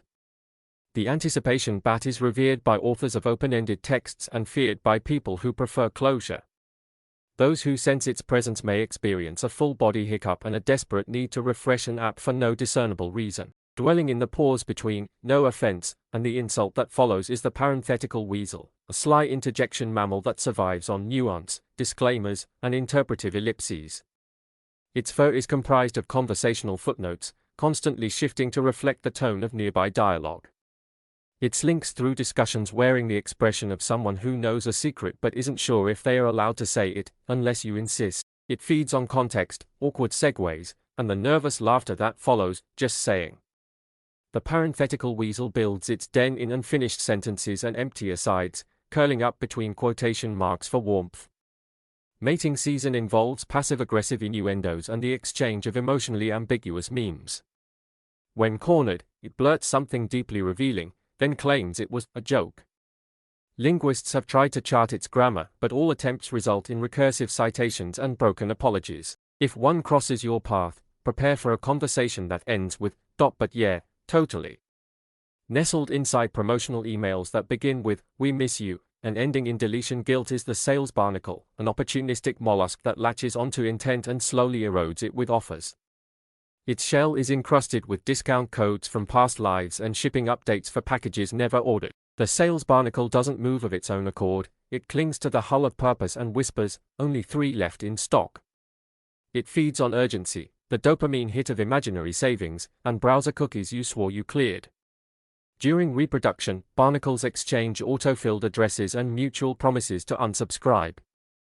Their larvae drift lazily through cyberspace, anchoring themselves to tabs left open for more than 45 seconds. If you hear the faint chime of a mystery cart or receive a push notification from a store you vaguely remember visiting in 2016, a barnacle is near. Most people don't see them, but everyone has felt their grip while clicking, just browsing, and meaning it less every time. Swimming in circles inside the mind's waiting room is the administrative goldfish, a bureaucratic marvel that files its own memories in triplicate and misplaces them anyway. Its scales shimmer like sticky notes left in the rain, and its fins wave in the exact rhythm of a delayed calendar notification. Unlike other fish, it swims only in forms, Form A to Form C, then back to Form A due to clerical inconsistency. It feeds on procedural errors, scheduling overlaps, and the faint aftertaste of password resets. Instead of a bubble trail, it leaves behind polite reminders in Comic Sans. During courtship, 2 administrative goldfish exchange digital signatures and agree to a standing meeting they both forget to attend. Its natural predator is spontaneity, though they rarely meet, as spontaneity does not believe in time zones. If you've ever walked into a room and immediately forgotten why, only to remember as you're leaving, that was the goldfish issuing a gentle return to sender. Roaming the in-between lanes of never-started jogging routes is the kinetic sloth, a creature so committed to inertia in motion that it moves by implication. Its limbs dangle with philosophical momentum, swaying toward activity without actually arriving. Its fur is matted with old gym playlists, intention-based clothing tags, and faint whiffs of lavender deodorant from 2011. The kinetic sloth doesn't climb, it considers climbing, stretches once, and logs it as a mental workout. It feeds exclusively on motivational posters and the calories burned by thinking about cardio. When it mates, the process is slow, mutual, and scheduled weeks in advance, though sometimes rescheduled indefinitely, due to vibe reasons. Kinetic sloths are often found nesting inside unused resistance bands or beneath stacks of gently dented self-help books. Should you encounter one, you may suddenly find yourself Googling, "yoga for people who don't want to try," then closing the tab and feeling oddly accomplished for having tried it all. Haunting only the forgotten corners of user manuals and the drawers where expired batteries go to die is the schematic opossum, a marsupial that exists in blueprint form only. Its body is composed of diagrams and dashed lines, with limbs labeled, insert tab A into slot C. It does not breathe, it calibrates. The schematic opossum nests inside unopened assembly kits and speaks solely in pictograms, often misunderstood as IKEA instructions for emotional assembly. It subsists on leftover bolts, ambiguous warnings, and the powerful aroma of commitment avoidance. When it mates, both partners exchange exploded view drawings and then quietly agree to postpone intimacy pending further instruction. Sightings are rare but often coincide with the moment someone realizes they've built a bookshelf backwards and emotionally, too. Engineers respect it. Artists fear it. Everyone else vaguely suspects it's why the drawer won't close all the way no matter how much you jiggle it. Drifting on the breeze of conflicting search results is the algorithmic parakeet, a data-driven songbird that chirps only in targeted suggestions. Its feathers pulse with trending keywords, and its beak delivers advertisements so eerily specific they make you wonder if thoughts have cookies. It nests in browser histories and flutters from device to device, leaving behind tiny exclamation points and spelling corrections. The algorithmic parakeet feeds on metadata, engagement patterns, and the raw panic of typing, how to boil water, at 2:13 a.m. When courting, it syncs playlists and suggests mutually optimized dates, often in restaurants it has personally reviewed from afar. If startled, it explodes into 37 tabs and a quiz titled, "Which type of sandwich represents your attachment style?" Ornithologists cannot trap it, for it already knows their preferences and shows them ads for nets. If you've ever said something out loud only to see an ad for it seconds later, the parakeet heard you, and winked. Perched precariously between the upper shelf of nostalgia and the lower drawer of identity crisis is the turtleneck fox, a sartorial enigma whose fur resembles a knitted opinion about weather and existential warmth. This creature doesn't bark, it mutters through layers, its voice muffled by philosophical fabric and faint traces of forgotten cologne. It strides with a gait best described as theatrically contemplative, pausing every few steps to adjust its collar and reflect on aesthetic decisions it hasn't made yet. The turtleneck fox feeds on second-hand vinyl, seasonal affective moods, and unread poetry collections bought in earnest. Its den is usually located behind a pile of winter coats that all smell faintly of other people's lives. When courting, two foxes will engage in intense eye contact across a dimly lit bookstore, exchange favorite fonts, and leave each other voicemails that are just instrumental jazz. If you find yourself spontaneously craving chai while rewriting a social media bio, know that a turtleneck fox has passed nearby and judged you kindly, but with layered nuance. Crawling softly along the underside of vague promises and overlooked side quests is the calendrical pangolin, a time-wrapped mammal whose scales resemble the color-coded regrets of unfulfilled agendas. It moves in loops, tracing yesterday's optimism into today's mild dread, and leaves behind footprints shaped like postponed meetings. Rather than foraging for insects, it devours calendar alerts, birthday reminders you meant to act on, and annual goals still listed under, in progress. The pangolin curls defensively whenever confronted by the phrase, queue for objectives, and hibernates between April and, whenever it feels right again. During mating season, it swaps planners with its partner and softly grumbles through a synchronized sigh ritual. Its natural predators include time zones, surprise deadlines, and people who casually say, "Let's circle back." Those who accidentally schedule over one often find their digital calendars corrupted with cryptic recurring events like, maybe laundry, or, emotional audit, tentative. If your Sunday suddenly tastes like Tuesday, blame the pangolin, it meant well. Floating upside down in the forgotten corners of old aquariums and failed ideation sessions is the conceptual stingray, a flat-bodied metaphor for unapproved proposals. Its skin shimmers with innovation that failed the pitch meeting, and its movements resemble the slow unfolding of an idea that looked better on the whiteboard. It feeds on buzzwords, half-eaten brainstorms, and the leftover enthusiasm from 3 projects ago. The conceptual stingray does not sting physically, it delivers presentations through eye contact alone and disappears before feedback can be provided. When 2 stingrays meet, they form a limited partnership and launch a product that doesn't exist, marketed only through implications and subtle winks. It nests in pivot documents and mood boards, arranging shells into design-forward but impractical patterns. If you've ever felt excited about an idea for exactly 20 minutes and then suddenly doubted everything, a stingray likely brushed your subconscious. It cannot be caught, only invited to consult for an absurd fee, payable in exposure and wistful nods. Hopping silently across the grid of forgotten passwords and unanswered security questions is the capture frog, a cold-blooded verifier of intention and patience. Its skin is covered in tiny boxes labeled, "Select all images with traffic lights," and it communicates in squints and frustrated clicks. The capture frog doesn't croak, it emits error messages in the voice of an old dial-up modem, often followed by the phrase, "Try again later." It feeds on mistyped email addresses and that one moment of hesitation where you're unsure if that thing in the corner is technically a bicycle. Courtship involves presenting each other with matching user credentials and then forgetting the answer to, "What was your favorite pet's name?" It nests in pop-up windows and breeds in the deep end of login fatigue. No one has seen a baby capture frog, but experts agree they probably look like a checklist having an existential crisis. If one crosses your digital path, prepare to prove your humanity for the third time this week. Buried beneath half-written bucket lists and the dust of dreams postponed past practicality lies the aspirational mole, a subterranean visionary with dirt-streaked ambition and an underground mood board. Its tiny paws are calloused from scratching at metaphorical ceilings, and its eyes are completely blind to practicality, choosing instead to see only the soft glow of someday. The aspirational mole tunnels not for food, but for purpose, occasionally surfacing in self-improvement sections of bookstores or under yoga mats left unrolled since March. It feeds on inspirational quotes that sound suspiciously like instructions for emotional burnout and snacks on podcasts it doesn't finish. When mating, moles exchange laminated 10-year plans and conduct silent interviews beneath moonlight, scoring each other on passion alignment. Startled moles emit motivational squeaks like, "You've got this," or "Success is a mindset," before tripping over a root of reality and disappearing. If you've ever reorganized your closet instead of starting a novel, one may have just passed beneath your feet, nodding solemnly. Skimming the outer rim of echo chambers and ironic hashtags is the influencer ibis, a long-legged bird with a filter for every emotional hue and a preset caption for every fleeting emotion.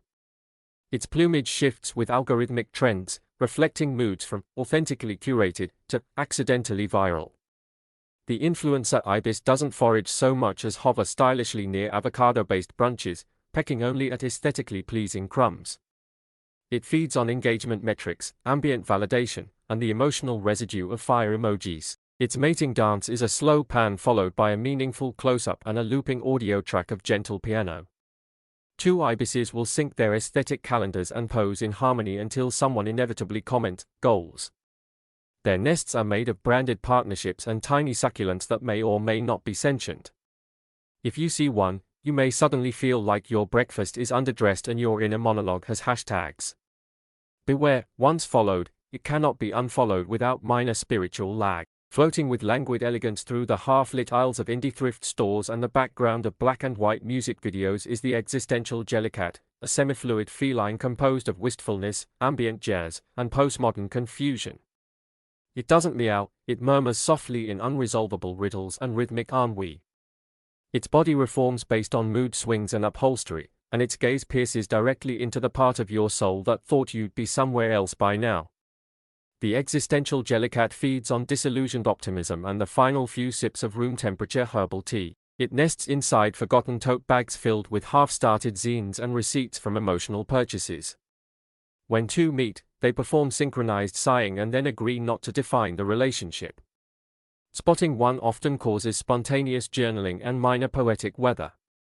Scientists attempted to label it but found their definitions quietly edited and reshelved under meaning pending.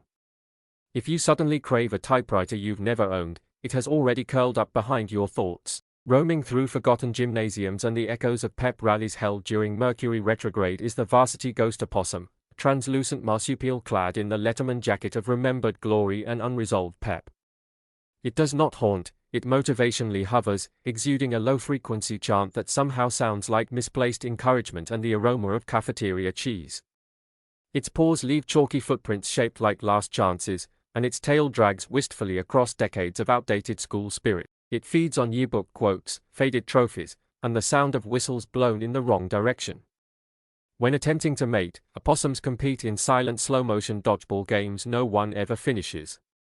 Their young are born wearing tiny armbands and a sense of undeserved optimism. Spotting one can cause the sensation of being both too early and too late to something you never signed up for. If you find yourself clapping alone at the wrong moment, a varsity ghost opossum is probably cheering with you from the wrong dimension. Nesting at the cross-section of jigsaw puzzles and dreams involving staircases that lead nowhere is the recursive swallow, a bird whose flight path traces the shape of unanswered questions and low-priority tasks. Its feathers are fractal patterned in unread inbox overlays, and its beak repeats what you just said, slightly rephrased and more introspective. It feeds on self-referential thoughts, nested, what ifs, and the lingering taste of postponed introspection. Recursive swallows do not migrate, they loop. When mating, partners circle each other in spirals of hypothetical scenarios and make lists titled, Maybe This Time. Their nests are made of annotated calendars and metaphorical breadcrumbs they'll never follow. If one flutters through your thoughts, you may begin explaining yourself in increasingly elaborate metaphors until someone gently changes the subject. Spotting two together causes time to skip, conversation to glitch, and your browser history to start suggesting your own past mistakes.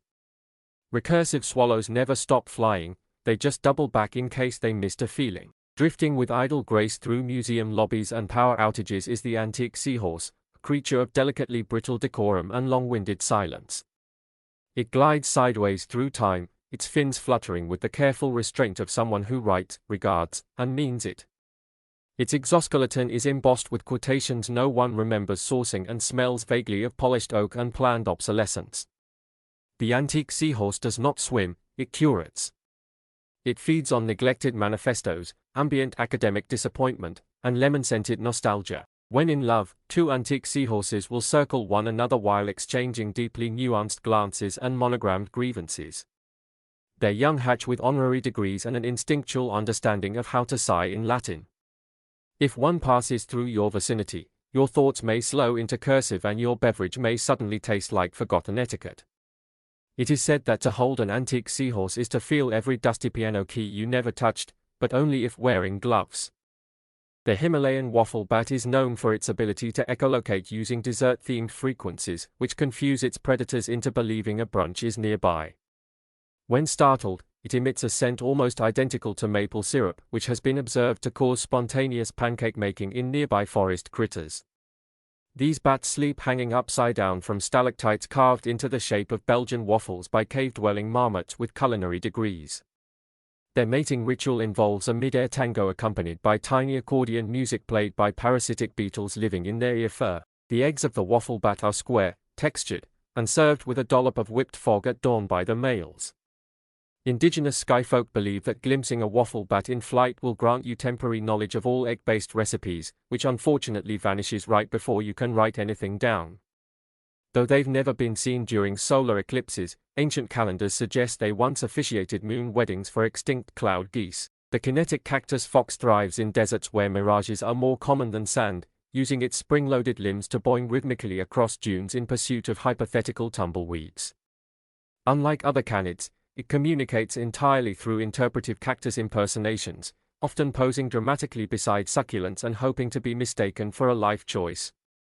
Its fur is composed of kinetic fibers that store potential awkwardness, which it releases during full moons and family reunions. Local lizards claim the fox can pause time by sneezing, although this has only resulted in mild calendar confusion and a traffic jam involving tumbleweeds and one deeply offended goat.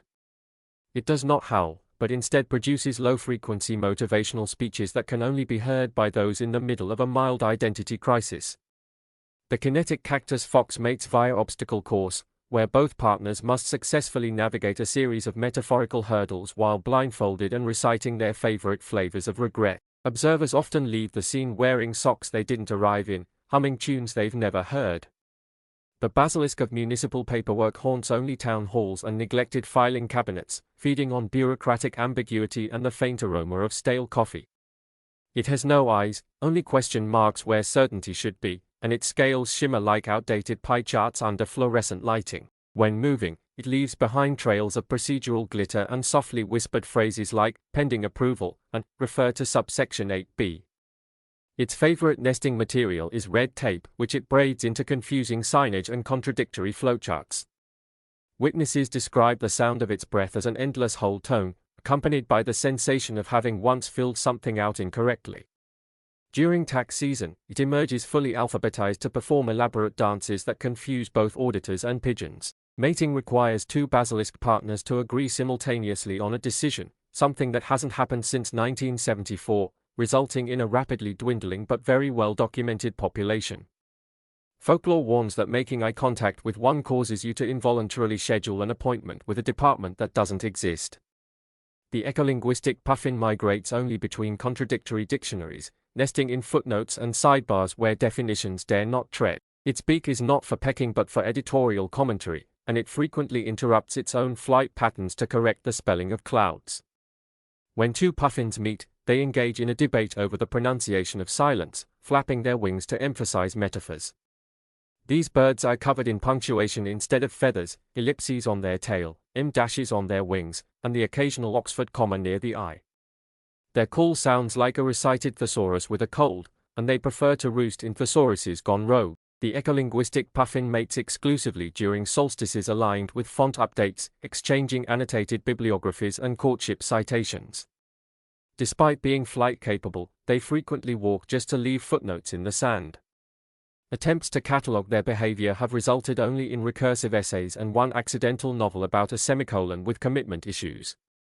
The thermodynamic capybara of sauna lakes has evolved a unique metabolism powered entirely by gentle steam and emotional detent. Found exclusively in hot springs that hum lullabies in minor key, it absorbs temperature fluctuations through its eyebrows, which it wears like polite radiators.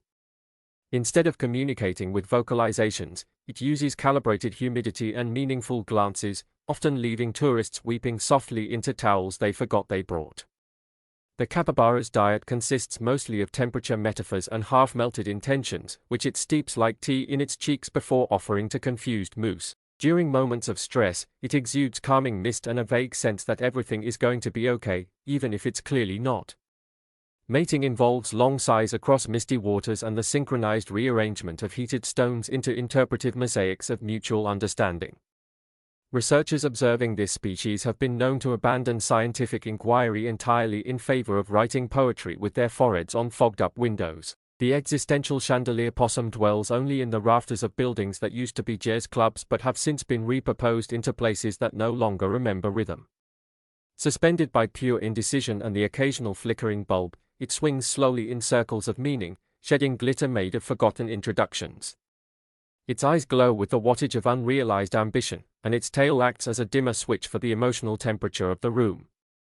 It does not speak, but instead conveys mood by subtly adjusting the ambience. When startled, it releases a slow cascade of dust motes choreographed to the tempo of what might have been.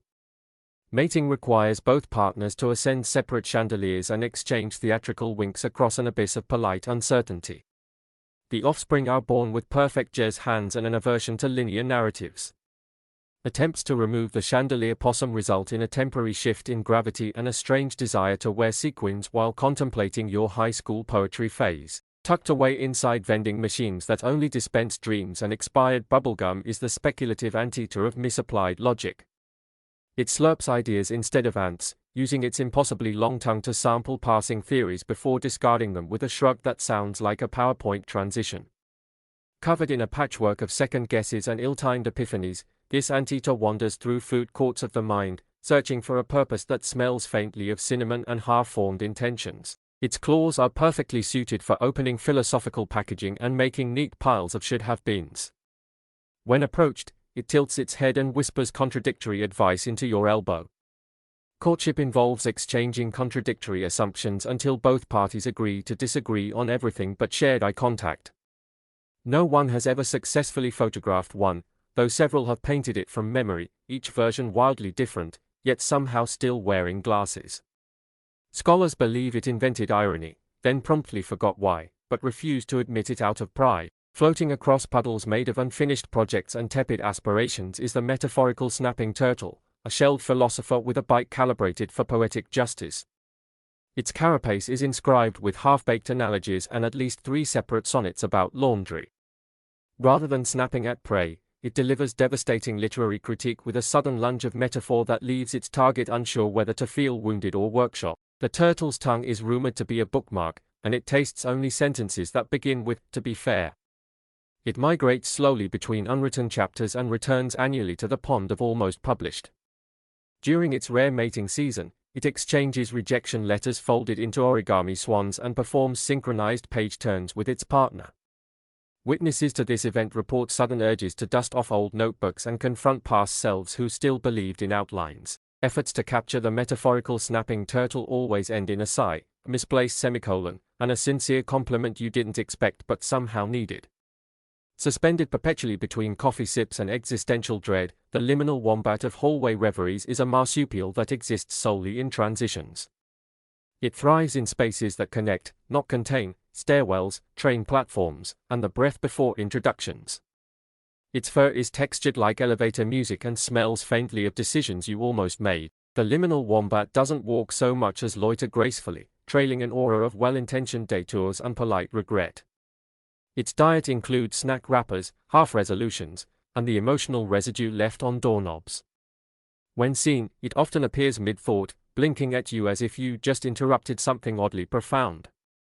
Its mating ritual involves extended eye contact in mirrors and the mutual construction of unfinished to-do lists. Offspring are carried not in pouches, but in the spaces between calendar appointments. To encounter one is to feel briefly lost in a familiar place, overwhelmed with the suspicion that your future self is already disappointed in how you tied your shoes. Submerged just beneath the surface of low-stakes board games and passive-aggressive dinner conversations is the conversational manatee of topic drift, a buoyant mammal that lumbers through dialogue with gentle misdirection and excessive tangents. Its blubbery skin is covered in sticky notes from arguments it never finished, and its flippers gesture constantly, as if directing an invisible orchestra made entirely of digressions. Instead of sonar, it navigates using emotional cues and the scent of lukewarm coffee. The conversational manatee does not interrupt so much as gently reroute, guiding conversations from, "How was your day?" to, "Did you ever wonder if sandwiches have a preferred direction?" Mating involves a long, rambling exchange of anecdotes that loop back on themselves until mutual confusion becomes affection. Offspring are born already trying to change the subject and instinctively float toward lukewarm beverages. Those who encounter the manatee often find themselves halfway through a nostalgic story they don't remember starting, wearing a party hat they can't explain, and asking if anyone else smells vanilla. Drifting above decommissioned typewriters and unopened greeting cards is the ceremonial pigeon of unfinished gratitude, a solemn bird whose coo carries the exact emotional frequency of things left unsaid. Its feathers are stamped with partial sentiments, and its wings flap in rhythms that mirror unsent thank you emails. The ceremonial pigeon nests exclusively in forgotten mailboxes and the coat pockets of people who meant to write back. It does not peck, it nudges, softly urging you to recall the kindness of strangers and that one perfect sentence you never completed. Its call is a blend of wistful punctuation and the rustle of envelope glue. During its brief but meaningful courtship, it and its mate exchange poetic grocery lists and fly in lazy figure eights over events that could have been more appreciated. To see one land nearby is to suddenly remember a gift you never acknowledged and to feel both guilty and comforted by the thought that perhaps, just perhaps, the feeling got through anyway.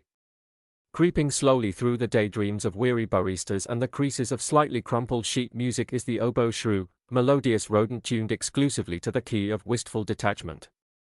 Its whiskers resonate at concert pitch, and it communicates by producing single, mournful notes that imply both a question and a lament. Rather than nesting, it coils inside unfinished lullabies and minor key text messages. Its diet consists of echoes, piano bench dust, and the feeling you get when a song ends just before you're ready. The oboe shrew mates in soft duets, exchanging harmonics and unshed tears until they dissolve into mist and resolve their unresolved chord progressions. Researchers attempting to capture its sound find their recordings mysteriously overwritten with voicemail apologies and old radio static. A single glance from the oboe shrew has been known to provoke spontaneous journaling and the unshakable belief that your favorite sweater once had something important to say, if only you'd listened more closely. Balancing delicately on lampposts that only light up when no one's watching is the speculative flamingo of ambient nostalgia, a bird whose neck curves in question marks and whose legs are stuck in yesterday's weather. Its feathers shimmer in patterns pulled from family photos no one remembers taking, and it prefers to dance only during golden hour when everything feels like a memory on purpose. The flamingo does not wade, it hesitates beautifully, tiptoeing through puddles of déjà vu and humming in colors you can almost name. It feeds on pocket lint with emotional resonance, recycled laughter, and the soft click of carousel slides. When two flamingos meet, they exchange old movie trailers and stare contemplatively in opposite directions, wings brushing just enough to suggest a shared recollection of something lovely and possibly imagined. Most people who encounter one later report finding dusty souvenirs in their coat pockets and experiencing an unexplainable urge to write, "Remember this," on fogged-up windows with their fingertips. Continue. ChatGPT EKL, slinking between discontinued calendars and the size of abandoned resolutions, is the editorial pangolin of personal planning, a scale-armored mammal who roams the margins of your to-do lists like a well-meaning ghost editor. Its claws are ideally shaped for crossing out good intentions and rescheduling enthusiasm for later, probably. Covered in graphite smudges and vague optimism, this creature rolls itself into a tight coil whenever someone says, "I'll get to that this weekend." It communicates through color-coded glances and the soft rustling of sticky notes fluttering out of forgotten planners. The editorial pangolin dines exclusively on bullet points, aspirational doodles, and expired productivity hacks. When it finds a planner with more stickers than progress, it chirps sympathetically and leaves a trail of penciled-in forgiveness. Courtship involves synchronized backspacing and mutual calendar integration. Offspring are carried in ergonomic satchels until they've formed their own opinions about deadlines. If you ever catch one peeking from your pencil cup, know that it believes in you, but only loosely, and preferably after one more nap. Waddling solemnly through the checkout lanes of metaphysical bookstores and cereal aisles full of indecision is the contemplative penguin of misplaced certainty. It wears a tuxedo made of doubts and formal assumptions, gliding across tile floors with the grace of a slow epiphany. The penguin speaks not in squawks, but in heavily footnoted sighs, and its eyes hold the weary sparkle of someone who once tried to organize their worldview using index cards and ran out of staples. It feeds on lukewarm takes and the crusts of unshared opinions, often pausing mid-waddle to gesture philosophically at the granola. During mating season, pairs exchange annotated bibliographies of their emotional history and waddle in tight synchronized loops, symbolizing the dance of qualified affection. Their eggs are oblong truths, fragile and warm with overthinking. Anyone who's seen the contemplative penguin usually leaves the store with a scented candle, a new sense of purpose, and a vague recollection of having once known the difference between meaning and mood lighting. Roaming the quiet zones of unused train stations and the unwritten chapters of road trip memoirs is the itinerant coyote of temporal misalignment, a trickster with a tail full of missed appointments and a bark that echoes through yesterday's voicemail. It doesn't travel, it revisits, circling familiar places that no longer exist in quite the same way.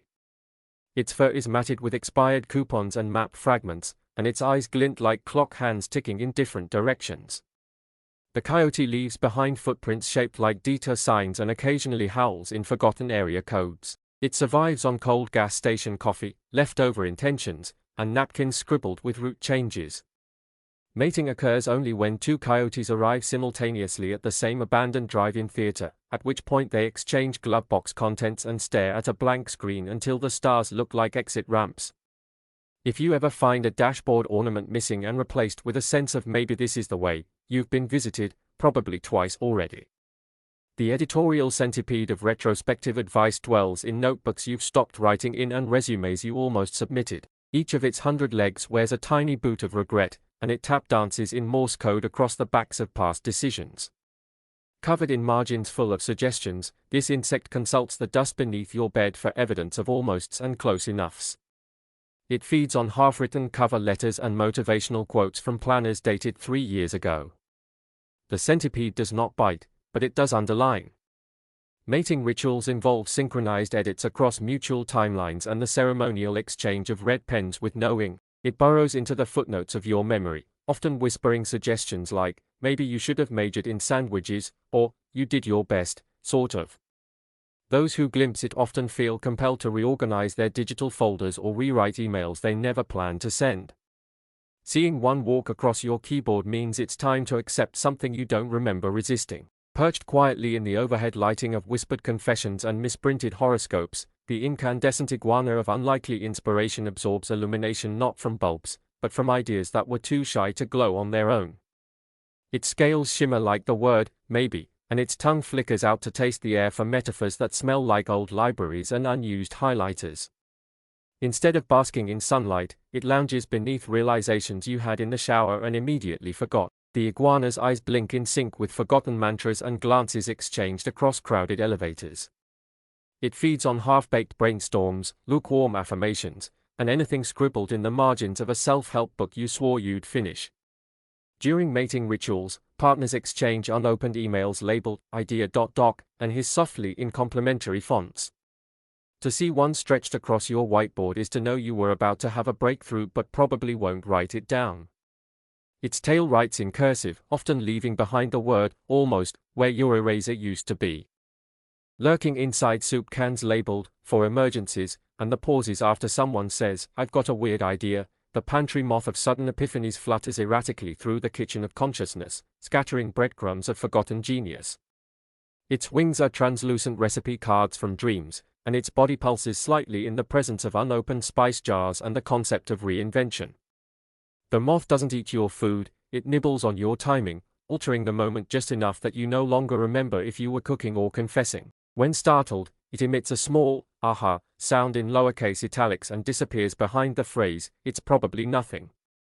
Mating involves a shared saucepan, a flickering pilot light, and the co-authorship of a poetic grocery list.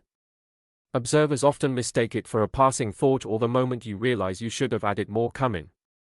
If you've ever opened the fridge, closed it, and then stood very still for no reason at all, you just missed one. Drifting sideways through the acoustics of echoey stairwells and half-empty gyms is the motivational heron of eventual momentum, a bird with wings made of good intentions and a neck that bends to accommodate both hope and highly specific playlists. Its feathers rustle with the sound of postponed crunches and pep talks delivered too late to matter. Rather than taking flight, it lunges dramatically, then pauses, then contemplates lunging again. Its beak is ideal for picking motivational phrases off of yoga mats, and its call resembles someone confidently saying, let's go, while meaning, maybe tomorrow. The motivational heron eats mostly meal-prepped regrets and almond-shaped goals. During courtship, potential partners exchange Fitbit data and dramatically stretch in unison beneath emotionally resonant skylights. Offspring are hatched in protein shakers, wearing sweatbands and blinking in sync with app reminders. If one lands beside you during a jog, it will match your pace for exactly 30 seconds, whisper something encouraging, then veer off toward the smoothie bar without explanation. Nestled in the gentle hum of refrigerator lights and the syntax of internal monologues, the passive-aggressive otter of interpersonal ambiguity slides gracefully between couch cushions and half-finished group texts. Its fur is damp with implications, and it builds small forts from unsent messages, dried tears of laughter, and the hushed friction of two people saying, it's fine, at the same time. Instead of chirping, it sighs, long, arching exhales that somehow suggest both forgiveness and a spreadsheet. The otter's diet consists of flippant remarks, retracted emojis, and lightly salted overreactions. Courtship rituals involve slow eye rolls, synchronized shrugging, and shared playlists featuring songs you both pretend don't have meaning. It swims in circles through emotionally stagnant ponds, periodically resurfacing to remind you of a moment you forgot to overanalyze. Those who glimpse it directly often experience the simultaneous urge to apologize and pretend nothing happened. If you find your throw pillows slightly rearranged and your calendar mysteriously updated with talk, it has visited you. And you know why. Thanks for watching. I hope you're sleeping well now.